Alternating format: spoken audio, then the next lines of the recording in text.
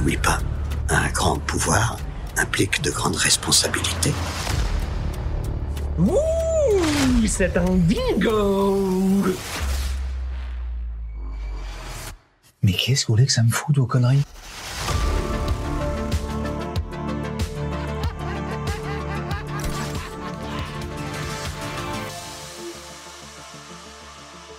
Tu me veux, je suis là.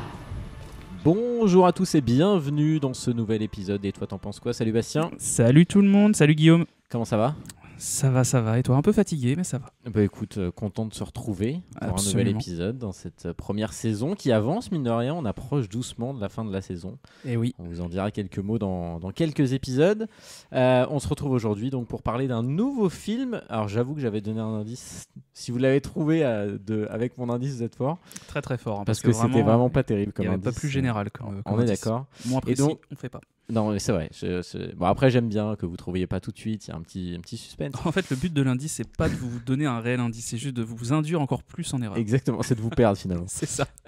Non, donc aujourd'hui, on va parler d'un film qui s'appelle Her, qui est sorti en 2013, à la fin de l'année 2013 aux États-Unis et en mars 2014 en France. C'est un film réalisé par Spike Jonze avec à son casting Joaquin Phoenix, Scarlett Johansson qu'on ne voit pas mais qu'on entend, et Amy Adams pour mon plus grand plaisir, et ainsi que Rooney Mara dont on aura l'occasion de parler tout à l'heure. Film qui a évidemment un titre québécois, Elle. Parce que voilà, pourquoi Oui, faire bon, ça va. pourquoi faire compliqué quand on peut faire très simple? C'est Il un est film... bien, il est bien. Oui, non, c'est classique, on aime bien Oui, oui. les titres québécois. C'est un film qui est sorti avec un budget de 23 millions de dollars pour un box-office mondial de 48 millions, donc c'est franchement un succès, on peut le dire, au regard en tout cas du type de film et de l'ambition qu'il avait. Et c'est un film qui a rencontré un certain succès, puisqu'il a entre autres remporté l'Oscar du meilleur scénario original en 2014. Et honnêtement, on peut comprendre pourquoi. C'est ce que j'allais dire, ça se comprend amplement. C'est donc un film, on peut dire un peu d'anticipation, qui a été tourné, je l'ai dit, il y a plus de 10 ans, et qui va nous raconter l'histoire d'un personnage assez solitaire qui s'appelle Théodore et qui vit un peu reclus. Il a une vie très solitaire, on peut dire, et il va développer une relation amoureuse avec une intelligence artificielle.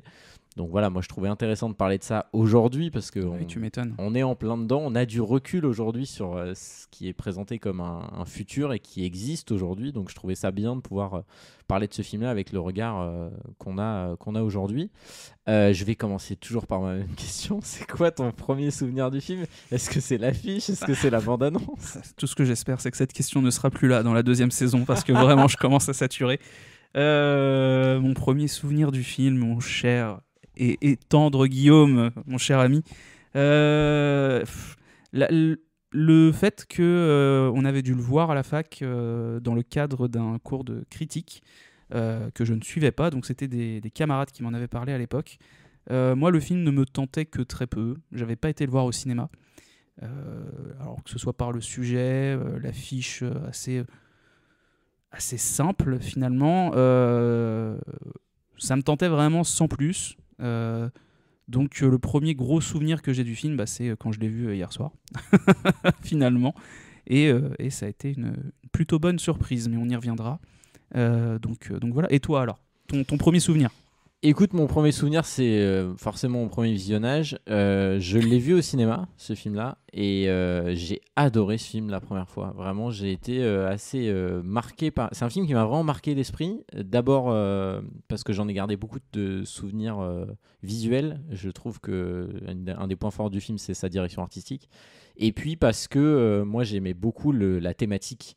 C'est-à-dire qu'effectivement, il y a tout un tas de questions sont posées sur l'intelligence artificielle, sur cet aspect-là. On va largement en parler pendant ce podcast, mais surtout, ça parle de solitude. Et moi, c'est un sujet qui m'intéresse, qui me touche particulièrement. Donc vraiment, je m'étais vraiment fait attraper par ce film et je ne l'avais jamais revu. J'avais gardé ce souvenir, ça fait partie des films que j'avais pas trop envie de revoir pour en garder le souvenir du premier visionnage. Donc je l'ai revu moi aussi ce matin et ça a été un petit plaisir parce que je trouve que le film est très bien. Et à l'époque, moi je l'avais vu en VF, On parle d'un temps où la VO au cinéma n'était pas aussi répandue qu'aujourd'hui.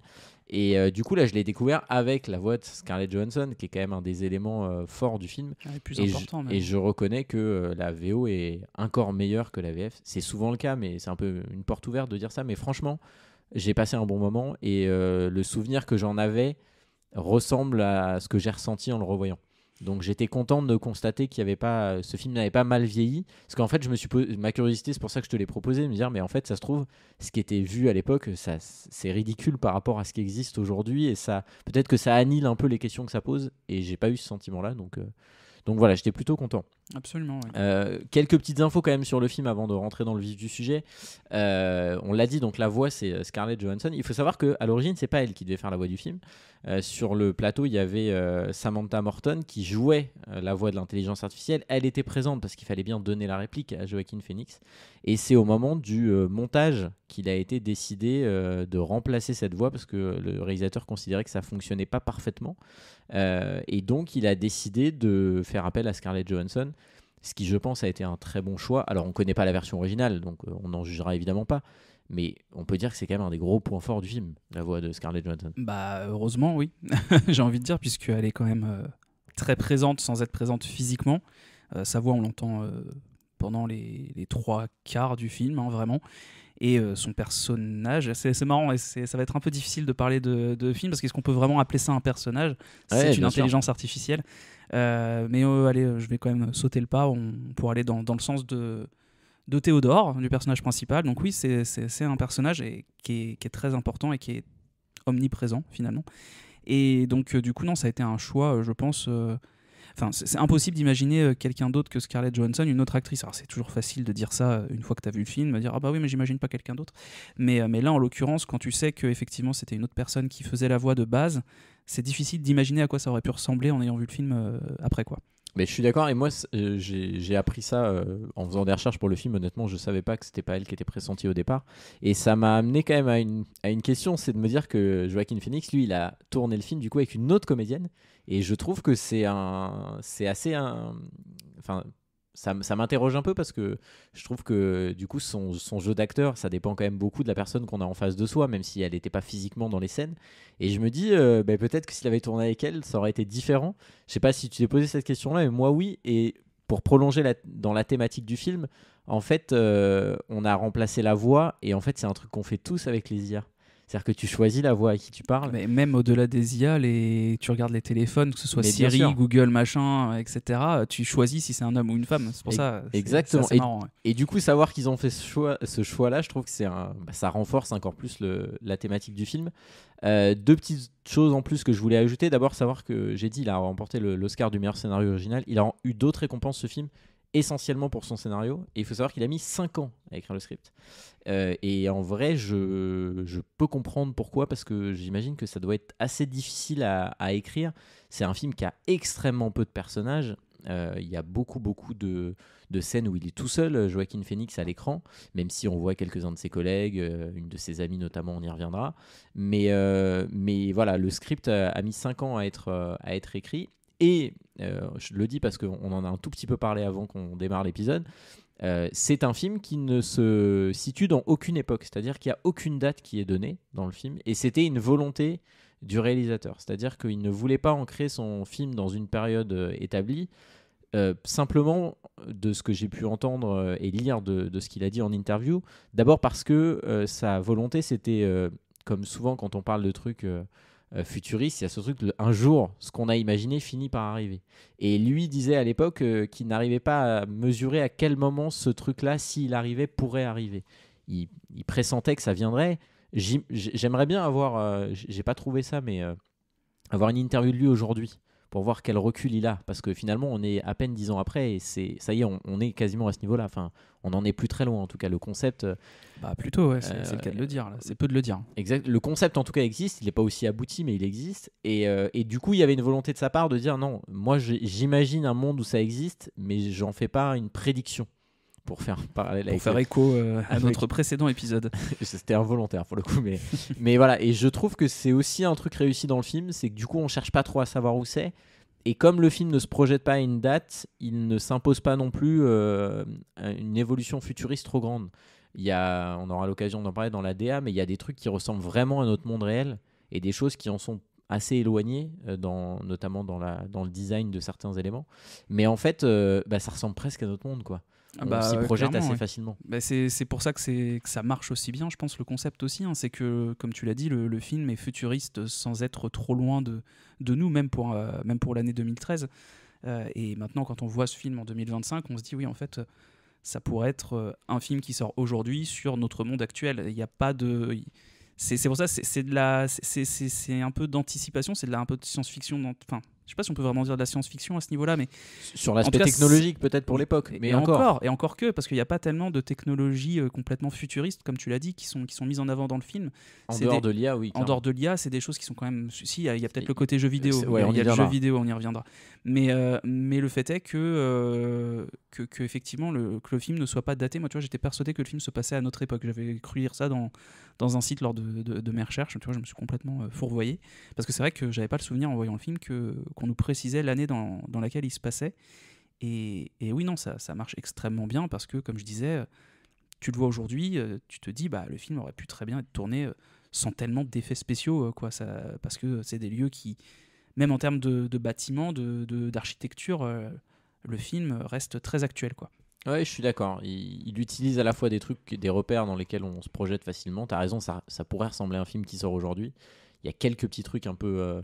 j'allais dire originaux, mais assez peu finalement. Il y a même plutôt des choses rétro-futuristes. Il y a quand même dans la palette de couleurs, dans l'esthétique de certains éléments de mobilier, etc., des trucs qui font presque écho aux années 70, notamment dans la forme, dans la couleur. Oui, le code couleur, effectivement. On est clairement là-dedans. Bien sûr. Mais non, ouais, je te rejoins là-dessus. Et pour prolonger le truc, non seulement il n'y a pas de date où se déroule le film, mais on parle très très peu du temps qui passe dans le film. C'est très dur, il y a des moments où on se rend compte qu'il se passe plusieurs mois entre des scènes, mais c'est jamais clairement dit.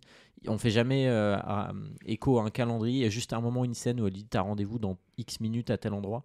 Mais il y a un côté où on situe assez peu dans le temps l'espace.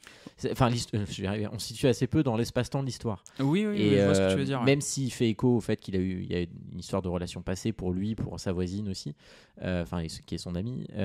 Mais sinon, il y a quand même ce côté où on essaye de ne pas situer ça dans le temps. Et je pense que c'est aussi une des thématiques parce que les relations qu'on entretient, notamment les relations amoureuses, que ce soit là en l'occurrence avec une IA, mais même dans la vraie vie, il faut un certain temps pour les construire, mais ça va à des temps différents selon les gens. Et je trouve ça intéressant qu'il ait un peu effacé cet élément-là de son script. Encore que c'est quand même montré par un montage justement du temps qui passe, des activités que peut faire le personnage principal avec son IA dans l'oreille, etc. sur fond musical. D'ailleurs, on l'a pas dit, mais une bande originale signée Arcade Fire. Et Owen Palette, ils sont deux à avoir travaillé dessus, mais la BO est excellente. Et la BO est vraiment, vraiment très bien. Ouais. Et moi, plus que ça, en fait, je trouve que c'est pas gênant parce que, comme je disais, le montage te le suggère. Donc en fait, j'ai pas eu ce sentiment d'histoire suspendue presque dans une temporalité non donnée. Même si effectivement, quand tu vois le film, c'est sûr et certain que ce côté un peu presque rêve, onirique de la situation du personnage, c'est complètement fait exprès, quoi. Et encore une fois, c'est vrai que ça marche très bien. C'est pour ça, moi, je dirais pas que c'est de la science-fiction, mais en tout cas, c'est un vrai film d'anticipation. Et ce qui est assez fou, c'est de voir qu'il a été fait il y a 12 ans et qu'il est, encore une fois, qu'il pourrait sortir aujourd'hui, quoi. C'est très très bien réussi pour un film d'anticipation aussi presque récent, j'ai envie de dire. Oui, je suis d'accord. Le pari est plutôt réussi. Je te propose qu'on rentre un peu dans le détail, et enfin dans le déroulé. Déroule. Donc le film va démarrer sur un plan serré. Il va y en avoir beaucoup des plans serrés sur Joaquin Phoenix. Si vous n'aimez pas l'acteur, préparez-vous parce que son visage, on le voit beaucoup en gros plan. Sur plein d'angles différents, mais il y a vraiment un aspect là-dessus. Et on va découvrir dans cette première scène le métier qu'exerce Joaquin Phoenix. Et là aussi, c'est un truc que je trouve très intéressant puisqu'en gros, son boulot, c'est d'écrire des courriers, des lettres, notamment d'amour ou d'amitié ou de rupture, tout un tas de choses, pour des gens. C'est-à-dire que des gens font appel à cette entreprise et lui va écrire des courriers. Et moi, je trouve que l'idée est géniale. Et là aussi, il y a un écho évident avec l'IA parce qu'en fait, c'est faire par d'autres, que ce soit des humains ou des intelligences artificielles, des choses qui sont extrêmement personnelles. Clairement, on ne fait pas plus intime. Écrire une lettre d'amour à quelqu'un, ça ne me viendrait jamais à l'idée de le faire écrire par quelqu'un. Et pourtant, aujourd'hui, je suis sûr qu'avec les IA, on va citer ChatGPT, mais plein d'autres, des gens s'en servent pour écrire des trucs, quoi. Ah bah c'est obligatoire, et c'est vrai que c'est certains de nos auteurs, surtout chez nous, se retourneraient dans leur tombe quand tu vois toutes les correspondances épistolaires qu'ils ont pu avoir entre eux. Je pense à Rimbaud, Verlaine, ce genre de choses. Bien sûr. C'est vrai qu'il y a comment on appelle ça, il y a un parallèle évident, et justement, oui, c'est... Moi, quand on découvre son métier, je me suis dit, mais attends, c'est lui l'intelligence artificielle, en fait. C'est super étrange. C'est exactement ça, c'est-à-dire qu'il fait un métier qui, dans notre monde réel à nous, disparaîtrait seconde 2 de ce qu'est l'intelligence artificielle aujourd'hui, parce qu'en fait, alors il y a un aspect émotionnel et créatif, c'est un peu ce que essaye de vendre le film, dire que lui il est reconnu, et d'ailleurs dans le film va être largement reconnu dans son travail pour sa qualité d'écriture, mais en fait c'est aussi montré dans la relation qu'il a avec Samantha, qui va être donc son intelligence artificielle, c'est-à-dire que l'intelligence artificielle elle apprend. Et donc finalement, elle arrive à faire aussi bien, voire mieux, parce que elle apprend pas d'une personne, elle apprend de milliers de personnes en même temps. Oui, ça va être le sujet de et en fait, pas mal de scènes. Exactement. Et ce que je trouve intéressant, c'est que ça pose, en tout cas dans notre réalité à nous, ça colle parfaitement au débat qu'on a aujourd'hui sur l'intelligence artificielle. Est-ce que ça va détruire des emplois? Oui, mais est-ce que ça va affecter le monde créatif et le monde artistique? C'est fort probable que oui, mais est-ce qu'à un moment donné, nous, on aura, l'être humain, quelque chose en plus à ajouter? À titre individuel, sans doute, mais quand on voit qu'une IA est capable de prendre des inspirations de milliers de gens en même temps, il y a peut-être un moment où cette question-là va se poser. De toute façon, c'est un peu la question qui s'est posée. C'est marrant parce que je voulais rebondir sur ça au début dans ton intro. C'est qu'effectivement, il n'y a pas si longtemps que ça encore. Là, tu vois, on est en mai 2025. Et en début d'année, je crois, ou c'était fin d'année dernière, je ne sais plus exactement les dates, mais il y avait eu la grosse grève de scénaristes outre-Atlantique sur justement les dangers de l'IA face à la création d'œuvres, tout simplement. Et donc, du coup, le travail que fait Théodore dans le film peut être aussi vu comme encore une fois, anticipation, avant-gardiste, tout ça, c'était pas le cas à l'époque. Mais ça pourrait être vu aujourd'hui. On peut avoir cette lecture la notion de création, à quel moment une IA est considérée comme créatrice, sachant qu'elle ne fait que, avec des gros guillemets, parce que ça fait plus que ça, mais elle ne fait que s'inspirer de choses déjà existantes. C'est un débat qui est un peu difficile et presque sans fin maintenant, mais qui en tout cas fait réagir. Mais du coup, c'est vrai que c'est intéressant parce que ça fait parallèle avec la société d'aujourd'hui, comme tu le dis. Et c'est vrai que j'avais pas pensé à ça, mais la grève des scénaristes... C'était à ce propos. on est totalement là-dedans. À ce propos. Ouais, tout à fait. Et alors, juste en termes d'anecdotes de film, moi j'en avais repéré une. Faut savoir que le réalisateur avait été en couple avec Sofia Coppola pendant 10 ans. Et qu'elle, lors de leur rupture en 2003, avait fait le film Lost in Translation, également avec Bill Murray, mais également avec Scarlett Johansson. Un film que je te conseille, j'en garde un très bon souvenir. Donc peut-être un jour on pourra en parler, possiblement dans le podcast. Et donc, quand ils se sont séparés, en fait, beaucoup ont vu le film Her comme une réponse presque douce amère au Lost in Translation de son ex-femme, puisque le film va aussi beaucoup parler de relations paradoxalement humaines avant tout, et d'émotions humaines. Notamment dans les relations amoureuses. Donc voilà, il me semblait important de préciser. Oui, mais, je ne savais pas ça, mais effectivement, en voyant le film, je comprends tout à fait pourquoi beaucoup ont pensé ça. Donc du coup, on nous présente un peu ce personnage-là. Donc il est dans une entreprise on va voir très vite la palette de couleurs se dessiner. Ça va tourner beaucoup autour du rose, autour des couleurs rouges, des couleurs pâles. Des couleurs chaudes en fait. Des couleurs assez chaudes, effectivement, et pâles. Et ce qui est marrant, c'est qu'il y a aussi quelques plans, et on va y venir assez vite en extérieur, où le monde autour a l'air beaucoup plus terne. Et lui, il est vraiment le point coloré. Il va tout au long du film porter des chemises de couleurs assez fortes et chaudes, tu l'as dit, du rouge, du rose, du orange, du jaune. Et il a ce côté où lui, il est le point de lumière un peu au milieu de ça. Et il représente finalement la créativité à travers son métier, même s'il le fait pour des gens. Il écrit des choses qui viennent de ses sentiments, dirons-nous. Et donc on va voir, on nous présente un peu son environnement de travail. Là, je reviens à ce que je disais, on est vraiment dans un style néo-futuriste, enfin rétro-futuriste pour moi. C'est-à-dire qu'on est vraiment dans les années 70. Il y a énormément il y a un gros travail sur la géométrie, sur le parallélisme dans certains plans, etc. Et moi, je trouve que c'est très joli. Je trouve vraiment que la patte visuelle du film, elle est dingue. En tout cas, moi, elle m'a beaucoup plu. Et moi, ce qui m'a frappé, l'un des premiers trucs qui m'a frappé, c'est quand il va sortir du boulot au début la première fois, on va le voir à l'extérieur. Et il y a quelques plans, on le voit marcher en ville. On ne sait pas où ça se passe, c'est jamais dit dans le film. Mais ça, pour vous situer, ça ressemblerait un peu à l'esplanade de la Défense, quoi. Ah oui, carrément. J'y ai on pensé direct on aussi. le voit marcher et vraiment le cadrage, je trouve, raconte quelque chose. C'est très étrangement cadré, c'est-à-dire qu'il est tout en bas du cadre, lui. Il faut imaginer un plan large, donc il y a plein de personnes autour de lui. Et c'est tellement, il est en bas du cadre qu'on voit même pas ses jambes, c'est-à-dire que c'est coupé au niveau des cuisses. Et donc il y a une énorme partie de l'écran qui montre les gratte-ciel et tout. Et en fait, on le voit quasiment pas. Il est perdu au milieu de l'écran. Et ça pour moi en tout cas, c'est comme ça que je le lis. C'est-à-dire que ça nous montre à quel point c'est un personnage qui est tout seul au milieu d'un truc énorme et dans lequel il n'a pas de connexion. Ah oui, c'est un personnage extrêmement solitaire et le cadrage le montre très bien. Effectivement, il disparaît, il est écrasé. Il est écrasé, par il tout est ce qu'il y a. noyé. Il est même écrasé physiquement parce que dans cette même scène, il prend le métro. Et quand il prend le métro, tu sens qu'il est serré. Sa seule échappatoire, c'est alors. À ce moment-là, c'est pas vraiment encore une IA ou une OS, comme ils vont appeler ça dans le film. C'est plus un espèce de Siri amélioré. Exactement. Qui lui lit ses mails. Qui lui montre les photos de femmes enceintes qui ont fait des shootings photos absolument. nus, machin.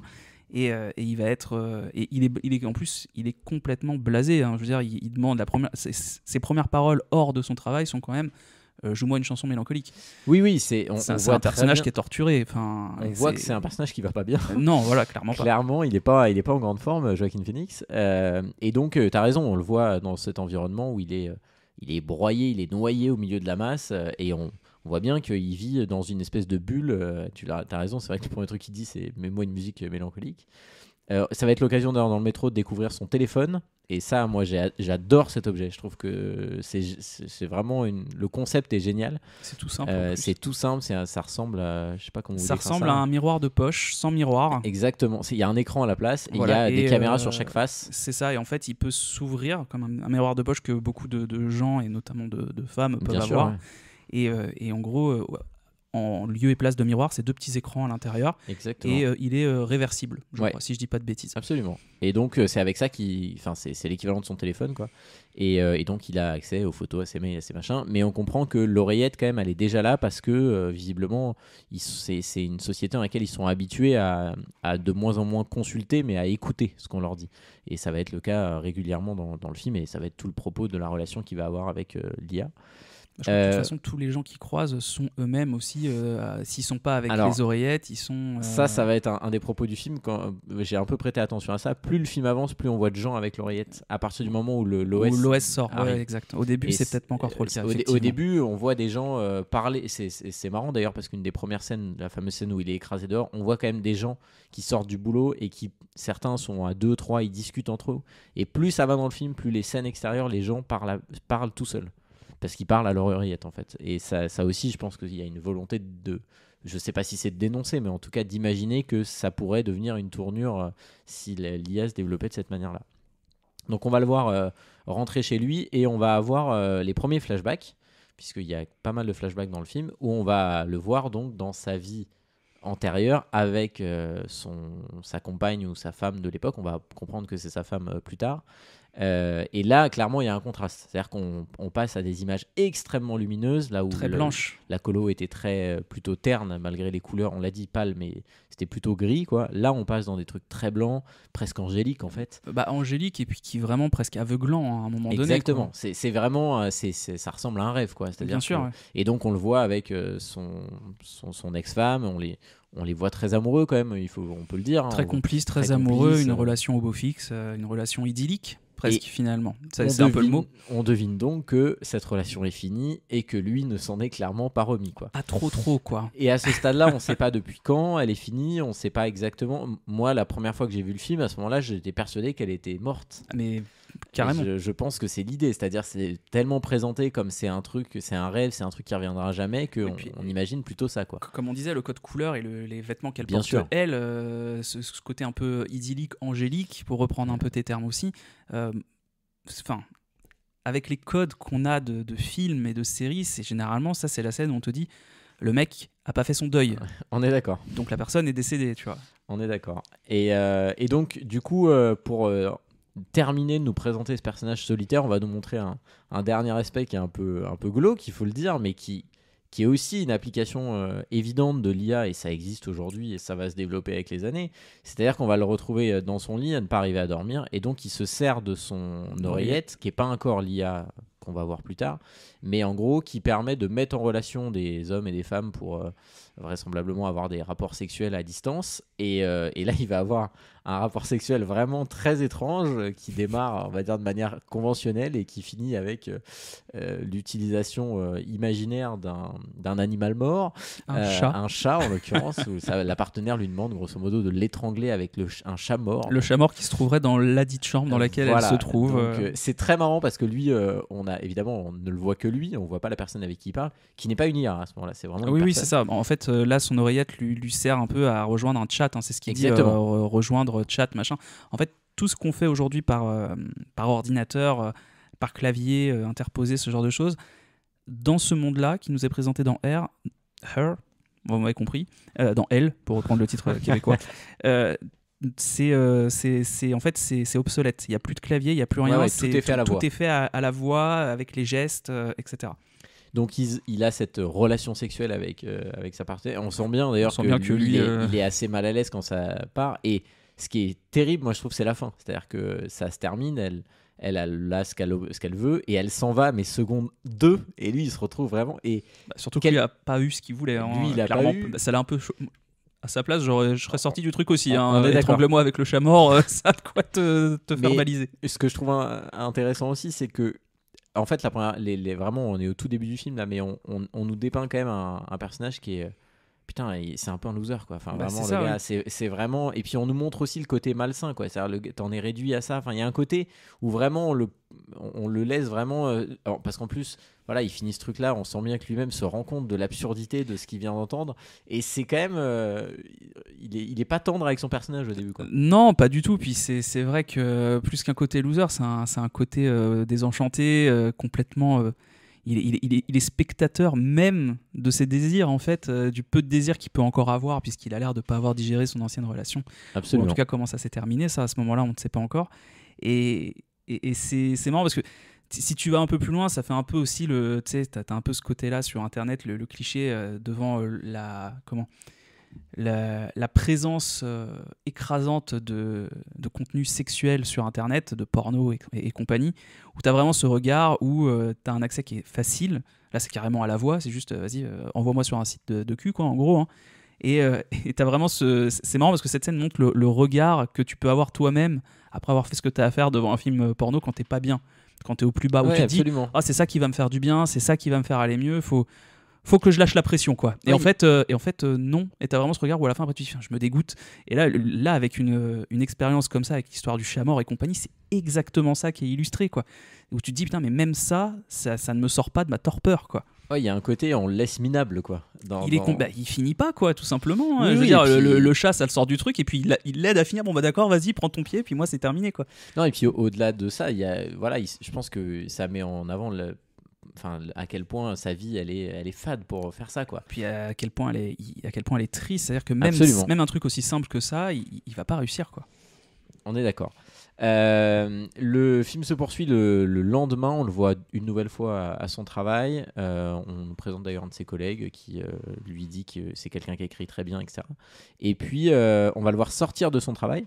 Et là, il va croiser dans ce qui ressemble à un hall de gare une publicité pour le fameux comment dirais-je, OS tel qu'il s'appelle, donc l'intelligence artificielle, la nouvelle.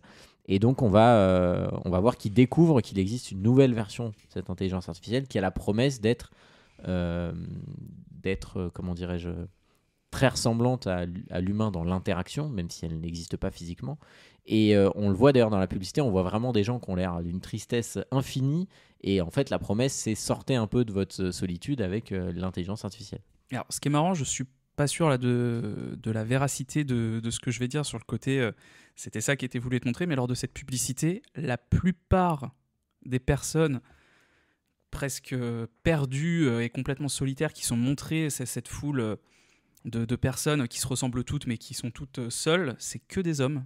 Oui, c'est vrai. Et la seule qui va bien, c'est une femme qui met cette fameuse oreillette avec cette fameuse OS.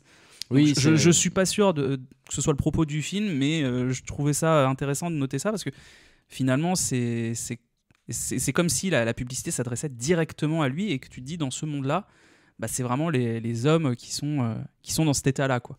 Et du coup, ça va nous. Mais c'est vrai que j'avais pas réfléchi à ça, mais quelque part, oui, ça incite l'idée que les hommes ont du mal dans cette vie-là à nouer des relations et qu'ils sont vraisemblablement plus touchés, entre guillemets. En tout cas, on voit bien que le marketing, il est fait pour eux. Et moi, je trouve que ça fait écho avec, c'est à ça que ça m'a fait penser. Moi. Avec la scène d'avant, où il existe effectivement des services pour notamment ceux qui veulent avoir des rapports sexuels et qui n'ont pas de. Enfin, c'est une forme, pas de prostitution, je dirais pas ça parce que c'est pas ça qui est présenté avant. Mais oui, tu sens qu'on va plutôt s'adresser à un public masculin qu'à un public féminin. Il va rentrer chez lui et là on va croiser un personnage important qui est donc Amy Adams. Je fais une parenthèse, je me souvenais pas qu'il y avait Amy Adams dans ce film. Vraiment, je me rappelais pas que c'est elle et j'étais tellement content de voir Amy Adams parce que ça me suffit à me rendre heureux devant un film. Parce que moi quand elle est apparue, je me suis dit voilà pourquoi il m'a dit de regarder écoute, je jure que je me souvenais pas qu'elle était Incroyable. dedans et pour te dire, évidemment je l'ai reconnue tout de suite, mais je me suis dit mais pourquoi, j'ai quand même été vérifié, c'est pas quelqu'un qui lui ressemble, non c'est bien elle. Donc parce que c'est vrai qu'en plus elle a pas du tout la même tête qu'elle peut avoir dans non parce qu'elle a une coiffure vraiment différente de ce qu'on a et puis mine de rien le film a 10 ans donc elle est un petit peu plus jeune que ce qu'elle est maintenant, ce qui est logique hein, mais même Joaquin Phoenix je trouve que l'âge Joaquin Phoenix ça se voit qu'il est plus jeune. Il a pas mal changé hein. Et donc elle joue un personnage qui s'appelle Amy. Comme par hasard. Voilà, donc je sais pas si c'était une volonté ou pas, mais voilà. À savoir que tu vois, tout à l'heure tu disais que l'IA au départ était la jouée par comédienne Samantha quelque chose et c'est le nom de l'IA. Hein.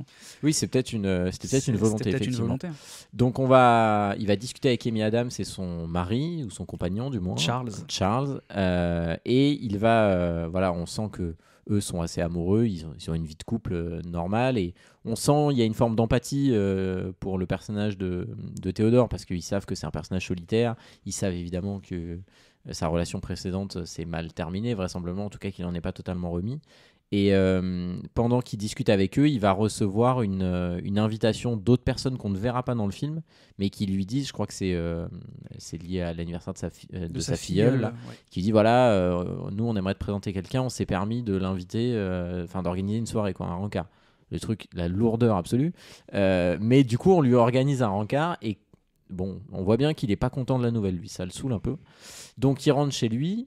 Et il va donc installer la nouvelle IA. Donc là, on le voit, sur son écran, il installe le truc. Et l'IA démarre. Donc on lui pose 2-3 questions. On ne le laisse même pas finir de répondre. Et une fois que ça a fini, il va commencer à y avoir une discussion avec la voix donc, de Samantha, qui dit d'ailleurs avoir choisi elle-même son prénom, c'est assez marrant. Donc ils font leur rencontre finalement. Et c'est assez étrange comme scène parce qu'il est tout seul. Et là, moi, je note aussi la prouesse quand même du comédien, parce que même s'il y avait quelqu'un sur le plateau pour lui donner la réplique, c'est pas évident à jouer. Parce que t'as personne à regarder, t'as personne avec qui interagir sur le plan physique. C'est quand même... Je le dis maintenant, mais je trouve qu'il y a une vraie prouesse d'acteur de Joaquin Phoenix dans ce film-là par rapport à ce contexte-là. Oui, parce qu'en plus, Samantha Morton, qui jouait l'IA, elle était présente sur le plateau, mais elle était dans une cabine isolée. C'est-à-dire qu'ils étaient physiquement, de toute façon, ils ne se voyaient pas. Absolument. Donc ils se sont servis de l'oreillette pour communiquer, donc elle était vraiment utile pour le coup. Absolument. Mais alors, par contre, alors pourtant, je l'ai vu hier soir, tu vois, le film, et toi, tu l'as vu ce matin, mais pour moi, le moment où il voyait ce mail rapport au rencard et compagnie, c'était quand il avait déjà l'IA et qu'il était devant son jeu vidéo. Non, le mail, il l'a dans l'ascenseur et elle lui en parle là parce qu'en fait, ils vont amorcer une première discussion et pendant cette discussion, il va parler de ça et elle va lui dire d'y aller. Parce que lui, au début, il veut pas y aller. Mais il a l'info dans l'ascenseur avec Amy Adams. Il reçoit le message à ce moment-là. On voit bien que lui, il n'a pas envie d'y aller. Et un peu plus tard, effectivement, dans la soirée, quand il commence à discuter avec l'IA et notamment à jouer à son jeu vidéo, on va en parler, elle va le convaincre d'y aller. Parce qu'elle va lui dire c'est une occasion de rencontrer des gens et tout. Parce que l'IA comprend assez vite et essaie d'identifier sa personnalité. J'ai noté d'ailleurs que ça pose assez vite la question de la confidentialité, par exemple. Parce que l'IA lui dit, je te propose qu'on analyse un peu ce qu'il y a sur ton ordinateur. On voit bien qu'il hésite un peu, et notamment la question des mails. Surtout quand tu vois la première scène, tu te dis, je comprends pourquoi il veut pas... C'est clair. et en fait, ça pose cette question-là aussi. Parce qu'elle lui dit, ah bah non, mais j'ai lu tous tes mails, donc je sais à peu près ça sur toi. Et lui est un peu stupéfait d'abord qu'en Il lui dit en 1 seconde, t'as lu tout ça? Il dit non, plus précisément en 2/100 de seconde, j'ai lu tous tes mails. Et en fait, ça pose aussi cette question-là, et qu'on se pose nous aujourd'hui, c'est la confidentialité et les données personnelles. Aujourd'hui, si vous utilisez une IA, je sais que tu le fais, moi aussi, ça nous arrive pour certaines choses. Ce qui est assez fascinant, c'est de voir à quel point les IA semblent avoir une mémoire des conversations qu'on peut avoir avec ou des questions qu'on peut poser, mais ça veut bien dire qu'à un moment donné, on collecte des infos sur nous. Et ça pose cette question-là. Et on voit bien que lui, c'est un sujet au tout début, mais que très vite, c'est un sujet qui disparaît. Et finalement, c'est un sujet qui n'est pas traité dans le film. Moi, c'est peut-être une des réserves que j'ai là-dessus, mais je comprends, c'était pas sa thématique principale. Mais mine de rien, je trouve que c'est un thème qui est pas du tout traité, qui aurait peut-être mérité de l'être. C'est-à-dire que, surtout au regard de la fin du film, de comment termine le parcours de l'IA, ok, mais qu'est-ce que tu vas faire de tout ce que tu as appris sur moi et sur les milliers de gens? En fait, le film, mais quelque part, c'est aussi ce qui fait son romantisme, entre guillemets. Il s'est concentré vraiment sur la relation entre eux. Oui, c'est ça. Mais je trouve que si je l'amène à notre réalité à nous, ça pose aussi cette question-là. C'est-à-dire, en imaginant qu'un truc comme ça existe, on se poserait la question, je pense, nous, dans notre société, de « Ok, mais qu'est-ce que tu vas foutre des informations que tu as sur moi ?» Je sais pas à quel point on se poserait la question aujourd'hui, tu vois, parce qu'aujourd'hui, avec tout ce que tu acceptes quand tu navigues sur Internet, etc., alors à moins d'être justement d'utiliser, on va dire, des moteurs de recherche un petit peu plus...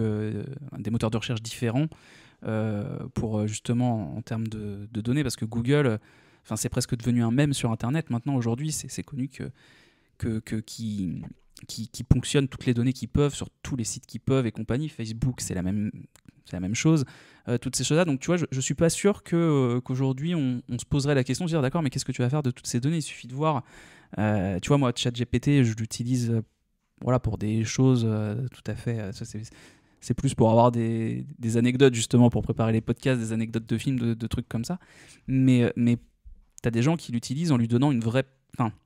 en essayant de lui donner une vraie personnalité, hein. J'en ai rencontré des personnes comme ça, et pour le coup, tu es obligé de donner quand même certaines informations, tu vois, même quand tu t'inscris dans ChatGPT, tu es obligé de donner ta date de naissance, c'est tout con. Bien sûr. Mais du coup, voilà, donc je sais pas à quel point les gens se questionneraient aujourd'hui, se poseraient la question si une IA comme ça sortait, tu vois.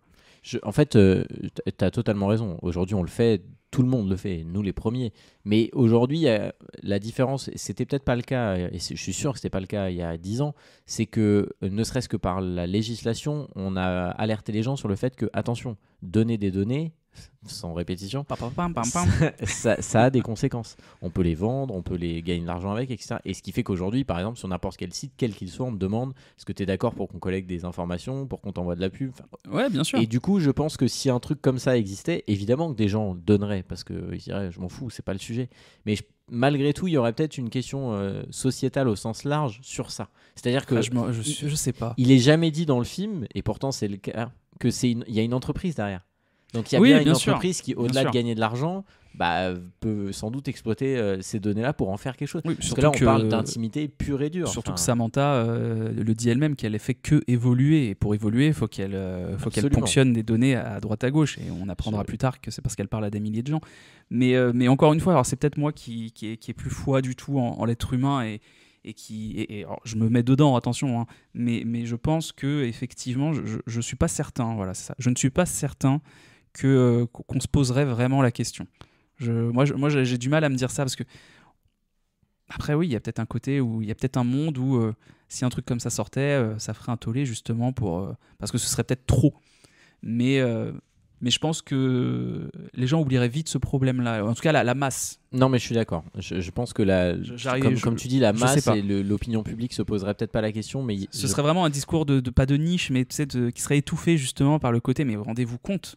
Oui, non, mais tout à fait. Mais je pense qu'il y aurait quand même des garde-fous. En fait, encore une fois, c'est pas du tout une critique. J'ai adoré le film, vous l'avez compris. Mais je trouve que il explore pas du tout ce terrain-là. C'est pas sa vocation. Et je lui en fais absolument pas reproche.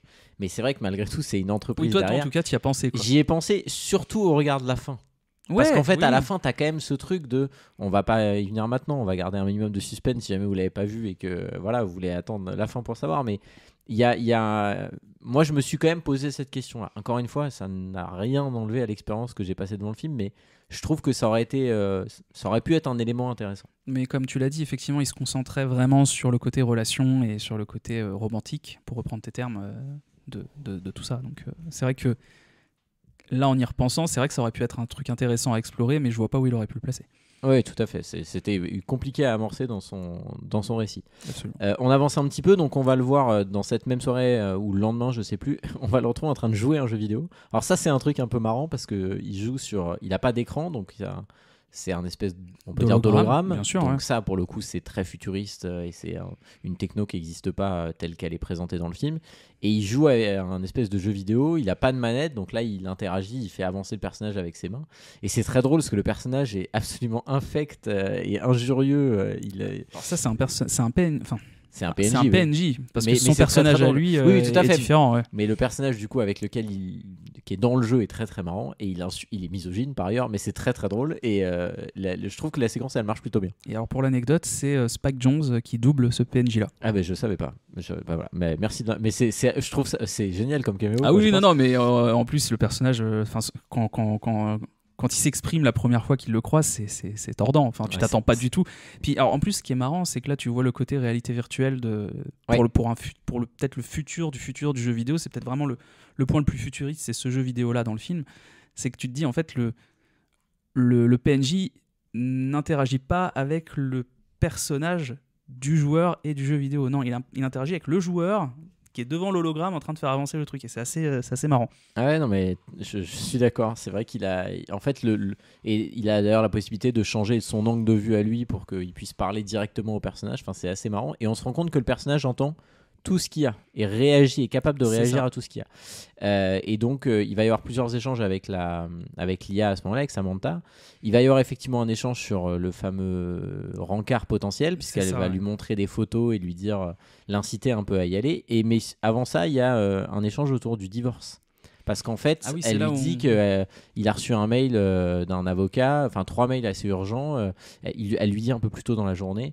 Et il sort d'une réunion, je crois, pour aller répondre à ça en lui disant « T'as reçu des mails, il faut que tu répondes, c'est pour signer les papiers de divorce. » Donc à ce moment-là, on comprend qu'il est divorcé et non pas que son ex-femme est décédée. Je crois que c'est au moment, excuse-moi, je te coupe, je crois que c'est au moment où justement il est retourné dans l'appartement de ses amis, donc Amy et Charles, et elle est en train de lui montrer, elle a tourné un documentaire, une amorce de documentaire, elle est en train de lui montrer son travail. Oui, t'as raison, j'ai oublié ce passage-là. Ça fait une continuité sur le début de relation, je dirais pas toxique, mais un peu compliqué entre Charles et elle, où Charles a l'air de vraiment... il comprend pas l'intérêt il comprend pas l'intérêt de ce qu'elle fait, il voudrait qu'elle soit comme lui veut. Oui, en fait, il y a un côté où... et on sent que leur relation est un peu bas de l'aile, en tout cas. Oui, il y a un côté où Charles, lui, il est plutôt pragmatique, c'est-à-dire il lui dit mais là, tu vas... Parce qu'en gros, le documentaire, elle filme sa mère en train de dormir. Et à un moment, elle-même, on sent qu'elle est pas à l'aise à montrer ça parce qu'elle se dit ça va intéresser personne et tout. Et lui, il regarde ça, il dit mais est-ce qu'à un moment il va se passer un truc ? Est-ce que tu vas faire appel à des comédiens pour qu'ils rejouent les rêves de ta mère ? C'est pas du tout ce qu'elle veut montrer. Surtout qu'elle lui dit, elle lui répond tout à fait justement, bah oui, mais du coup c'est plus un documentaire. Mais exactement. Alors que à l'inverse, Théodore, lui, on sent qu'il est plus réceptif à ça. Bah de toute façon, on sent qu'ils sont très proches, on sent qu'ils ont une complicité qu'on nous explicitera un peu plus tard, mais du coup voilà, je voulais le préciser parce que c'est un peu son importance finalement sur le personnage de Amy plus tard. Et donc c'est là qu'il est effectivement interrompu pour les papiers du divorce. Donc Absolument. On apprend qu'il est divorcé et non pas que sa femme, son ex-femme est décédée, ce qu'on avait imaginé au départ. Divorcé depuis 1 an, je crois. Divorcé depuis 1 an, et on apprend qu'il refuse de signer les papiers du divorce puisqu'il lui dit je m'en occuperai plus tard. Donc il balaye une nouvelle fois ce truc-là, alors que vraisemblablement les courriers d'avocats sont de plus en plus menaçants parce que ça fait 1 an que ça dure. Et donc à ce moment-là, l'IA va commencer à s'intéresser un peu à cette question-là, c'est-à-dire à s'intéresser à lui aussi sur ce prisme-là. Pourquoi tu veux pas divorcer ? Qu'est-ce que c'était ta relation ? Et on rentre finalement dans un truc un peu différent, mais à ce stade-là, l'IA, elle observe, elle est pas du tout, elle n'a pas d'implication émotionnelle. C'est marrant parce que tu présentes le film en parlant de l'IA. Ouais. Pour la voix de Scarlett Johansson, alors que moi tout de suite j'ai dit bah oui non mais c'est Samantha, c'est notre poteau, tu connais pas. C'est marrant, c'est marrant que tu arrives à garder cette distance. Moi je suis sûr que si j'avais été à ta place pour pour piloter un peu cet épisode et faire le déroulé du film, je serais tombé dans le Samantha et j'aurais personnifié finalement tout de suite son Oui, j'avais son pas truc. pensé à ça, C'est mais marrant. c'est vrai que j'ai gardé ce truc. T'as réussi à garder cette distancié de. Voilà, de pardon, l'IA. je me suis Non, juste non, rendu mais- compte de ça, donc ça n'a rien à voir avec le film, mais voilà, c'était Bastien, autant pour moi. Ça nous montre donc qu'il est quand même pas très. Enfin, encore une fois, qu'il est pas heureux. Moi, à partir de là, je commence à avoir de l'empathie pour le personnage. Il est pas très débrouillard non plus. Il est pas débrouillard, mais il a un côté touchant, il a un côté hypersensible, il a un côté créatif. En fait, on sent bien qu'il vit dans un monde qui correspond plus trop à ce qu'il sait faire. Voilà, et typiquement, on est dans un monde où il y a vraisemblablement des technologies qui remplacent pour faire tout un tas de trucs. Et lui, il est resté un mec un peu solitaire comment dire, qui est très sensible, qui est très tourné sur l'émotion et pas du tout dans le factice. J'exagère, mais je trouve Dans le paraître. Voilà, comment dirais-je, il déteint par rapport au reste du monde dans lequel il est. Oui, il dénote complètement. Bah, il a un côté, j'allais dire un peu enfantin quand je t'écoutais parler, mais c'est plus que ça. C'est qu'il a un côté, il a un côté innocent. Il a un côté livré à lui-même trop vite. Tu vois. Et j'avais un autre mot que j'ai perdu pour pas changer. Donc voilà. Bref, tout ça pour dire qu'on a une autre scène où il joue aux jeux vidéo, où là il va être interrompu avec la discussion de l'IA pour le fameux date. Non, vas-y, je t'en prie. J'allais dire, j'ai retrouvé le mot, c'est juste il a un côté un peu associable. Oui, tout à fait. Mais bien sûr, il est très solitaire. D'ailleurs, on lui pose la question, est-ce que vous êtes plutôt sociable ou associable au tout début? C'est une des premières choses qu'on lui dit, et il hésite, et justement l'IA tout de suite lui dit, vous avez hésité là. Et du coup, pendant qu'il joue, il est interrompu entre guillemets par sa discussion avec l'IA, et donc elle lui montre des photos de la personne avec qui potentiellement il peut faire un date, et finalement il accepte d'y aller. Donc elle s'occupe de réserver un truc et ils vont aller faire cette rencontre. Et ce qui est intéressant, c'est que là l'IA commence aussi à se poser un peu plus de questions, et par exemple elle dit je me demande qu'est-ce que ça fait d'avoir un corps. Parce que avant d'aller au date, c'est un peu décousu, je suis désolé, mais le lendemain, ils ont une discussion pendant la journée. Et à un moment, l'IA lui dit il y a plein de choses que je ne sais pas de toi. Et lui dit, et moi, est-ce qu'il y a des choses que j'ignore de toi? Elle dit oui, il y a des choses que je ne te dis pas. Et lui, il est très surpris. Et je pense que c'est pour ça que moi j'appelle ça une IA, parce qu'en fait, pendant une grosse partie du film, lui, il conscientise que c'est une IA. Pendant longtemps, il y a une espèce de résistance. C'est-à-dire que c'est de l'IA, c'est pas. Donc par exemple, il ne comprend pas que l'IA volontairement lui cache des choses, ce qui est un comportement profondément humain. Et elle lui dit qu'elle est embarrassée de certaines idées, donc il lui demande de lui en dire une, et une des choses qu'elle lui dit, c'est « j'étais en train de m'imaginer avec un corps et ça m'embarrasse d'avoir cette pensée-là ». Et donc on sent que, on l'a dit, l'IA fonctionne y compris dans notre réalité sur l'apprentissage, des GA génératifs qui sont capables d'apprendre des trucs et de les réutiliser plus tard.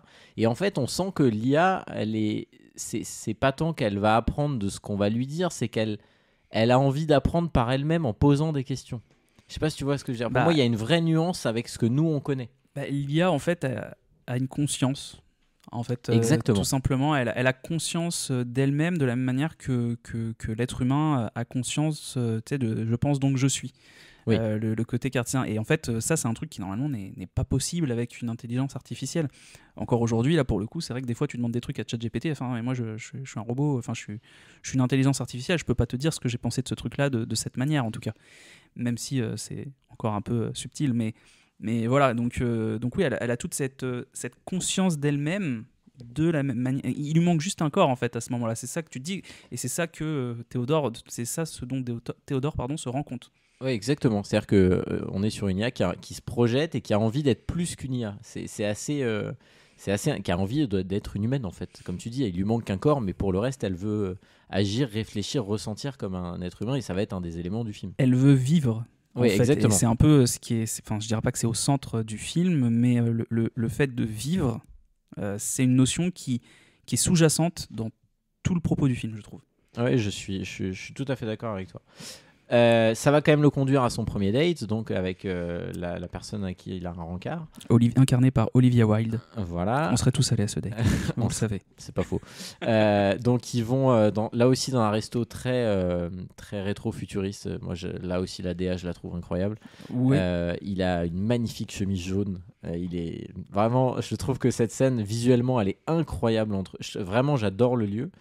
Et ils passent une soirée et on voit que ça se passe bien. C'est-à-dire qu'il y a de l'alchimie, il y a de la complicité, il y a du rire, ils s'effleurent, ils se parlent, ils rigolent. On sent vraiment qu'il y a la promesse de quelque chose. Et ce qui est intéressant, c'est que lui, pendant ce moment-là, ça fait un peu parallèle à... on voit bien qu'il développe une relation, à ce moment-là, pas du tout amoureuse, mais avec l'IA, une proximité. Et là, en fait, il revient dans la vie réelle. Et quelque part, à ce moment-là, on peut se dire, en fait, il va retourner vers ça. Et puis ça va être le film va un peu nous... j'espère rentrer dans un truc un peu manichéen de la vraie vie, c'est bien, les IA, c'est pas bien. Et en fait, pas du tout, parce que même si le date se passe bien, la fin est malheureusement désastreuse, parce qu'elle va lui dire, ce qui est plutôt logique, elle dit, en gros, à l'âge que j'ai maintenant, je m'engage pas dans des trucs avec des gens qui savent pas ce qu'ils veulent, donc... elle lui demande, tu vas pas me briser le cœur comme les autres, je sais pas quoi. Et en fait, là, il bégaye. C'est-à-dire qu'on comprend qu'il veut pas s'engager. Nous, on sait qu'il a pas divorcé et que vraisemblablement, il a pas digéré son divorce. Donc, sa réponse, elle est logique. Et elle est plutôt honnête. Mais forcément, la fille en face, on sent que là, d'un coup, elle déchante complètement. C'est fou d'ailleurs de voir comme on peut changer de visage en bougeant si peu son visage. Il y a vraiment, en une fraction de seconde, le monde s'effondre pour elle, quoi, parce que c'est une nouvelle déception, c'est ce qu'on devine en tout cas. Et donc finalement, il va rentrer chez lui encore plus malheureux et encore plus solitaire parce que dans la vraie vie, ça marche pas. Oui, c'est ça. Alors après, moi, je suis un peu mitigé sur cette scène parce que je trouve que effectivement, nous, en tant que spectateurs, on sait pourquoi il la repousse, entre guillemets. Et encore qu'il la repousse pas complètement. Non. C'est juste qu'elle, elle est très avenante. Je veux dire, elle en est à mettre sa main dans le pantalon du personnage. Tu sens qu'elle veut aller plus loin très vite.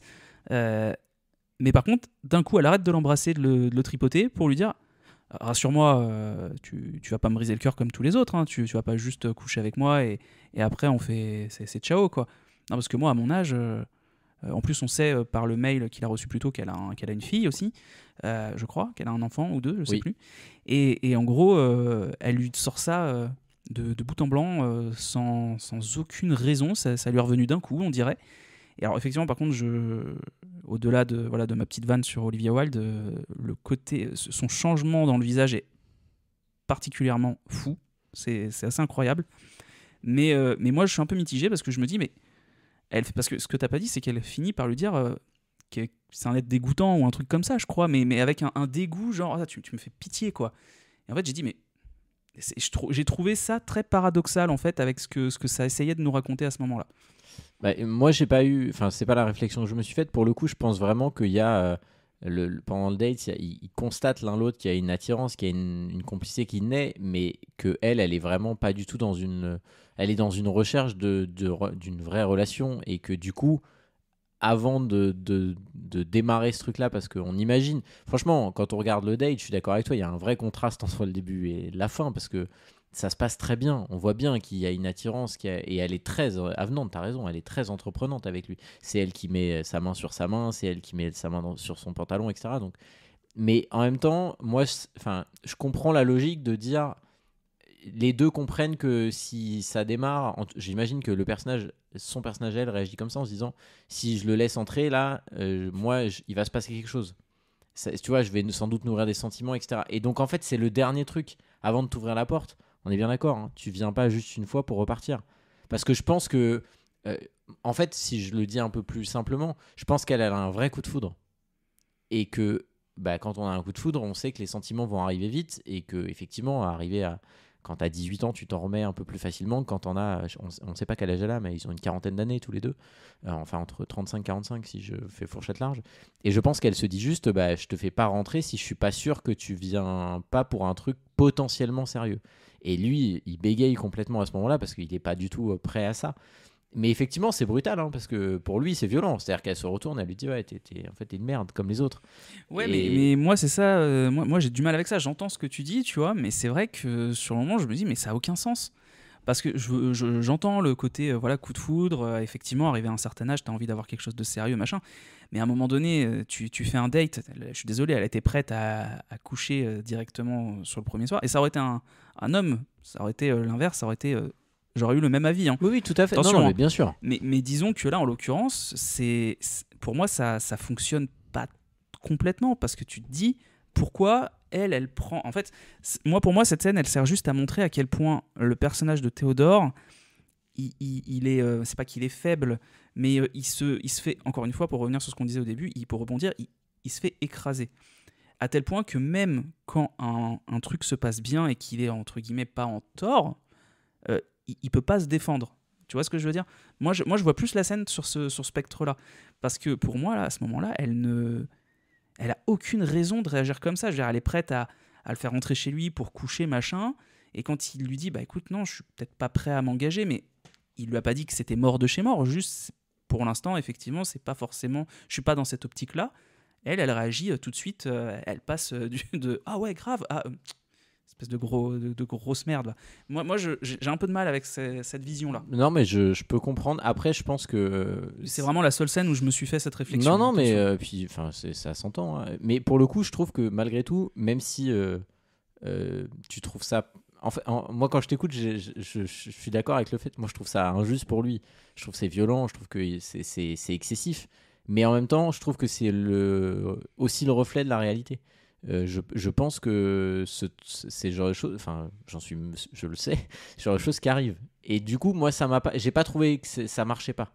J'ai trouvé ça dur pour lui, ça m'a fait de la peine pour lui, mais j'ai pas trouvé ça irréaliste. Tu vois ce que c'est là où j'ai une nuance. Je trouve que, ouais, je pense que, enfin, je sais que c'est des choses qui existent. Et donc, ouais, ça m'a fait de la peine pour lui, et je trouvais ça vraiment violent, l'ascenseur émotionnel, mais en même temps, bah ok, ça existe, donc j'ai pas trouvé ça pas crédible. Bon, bah ok, ça marche.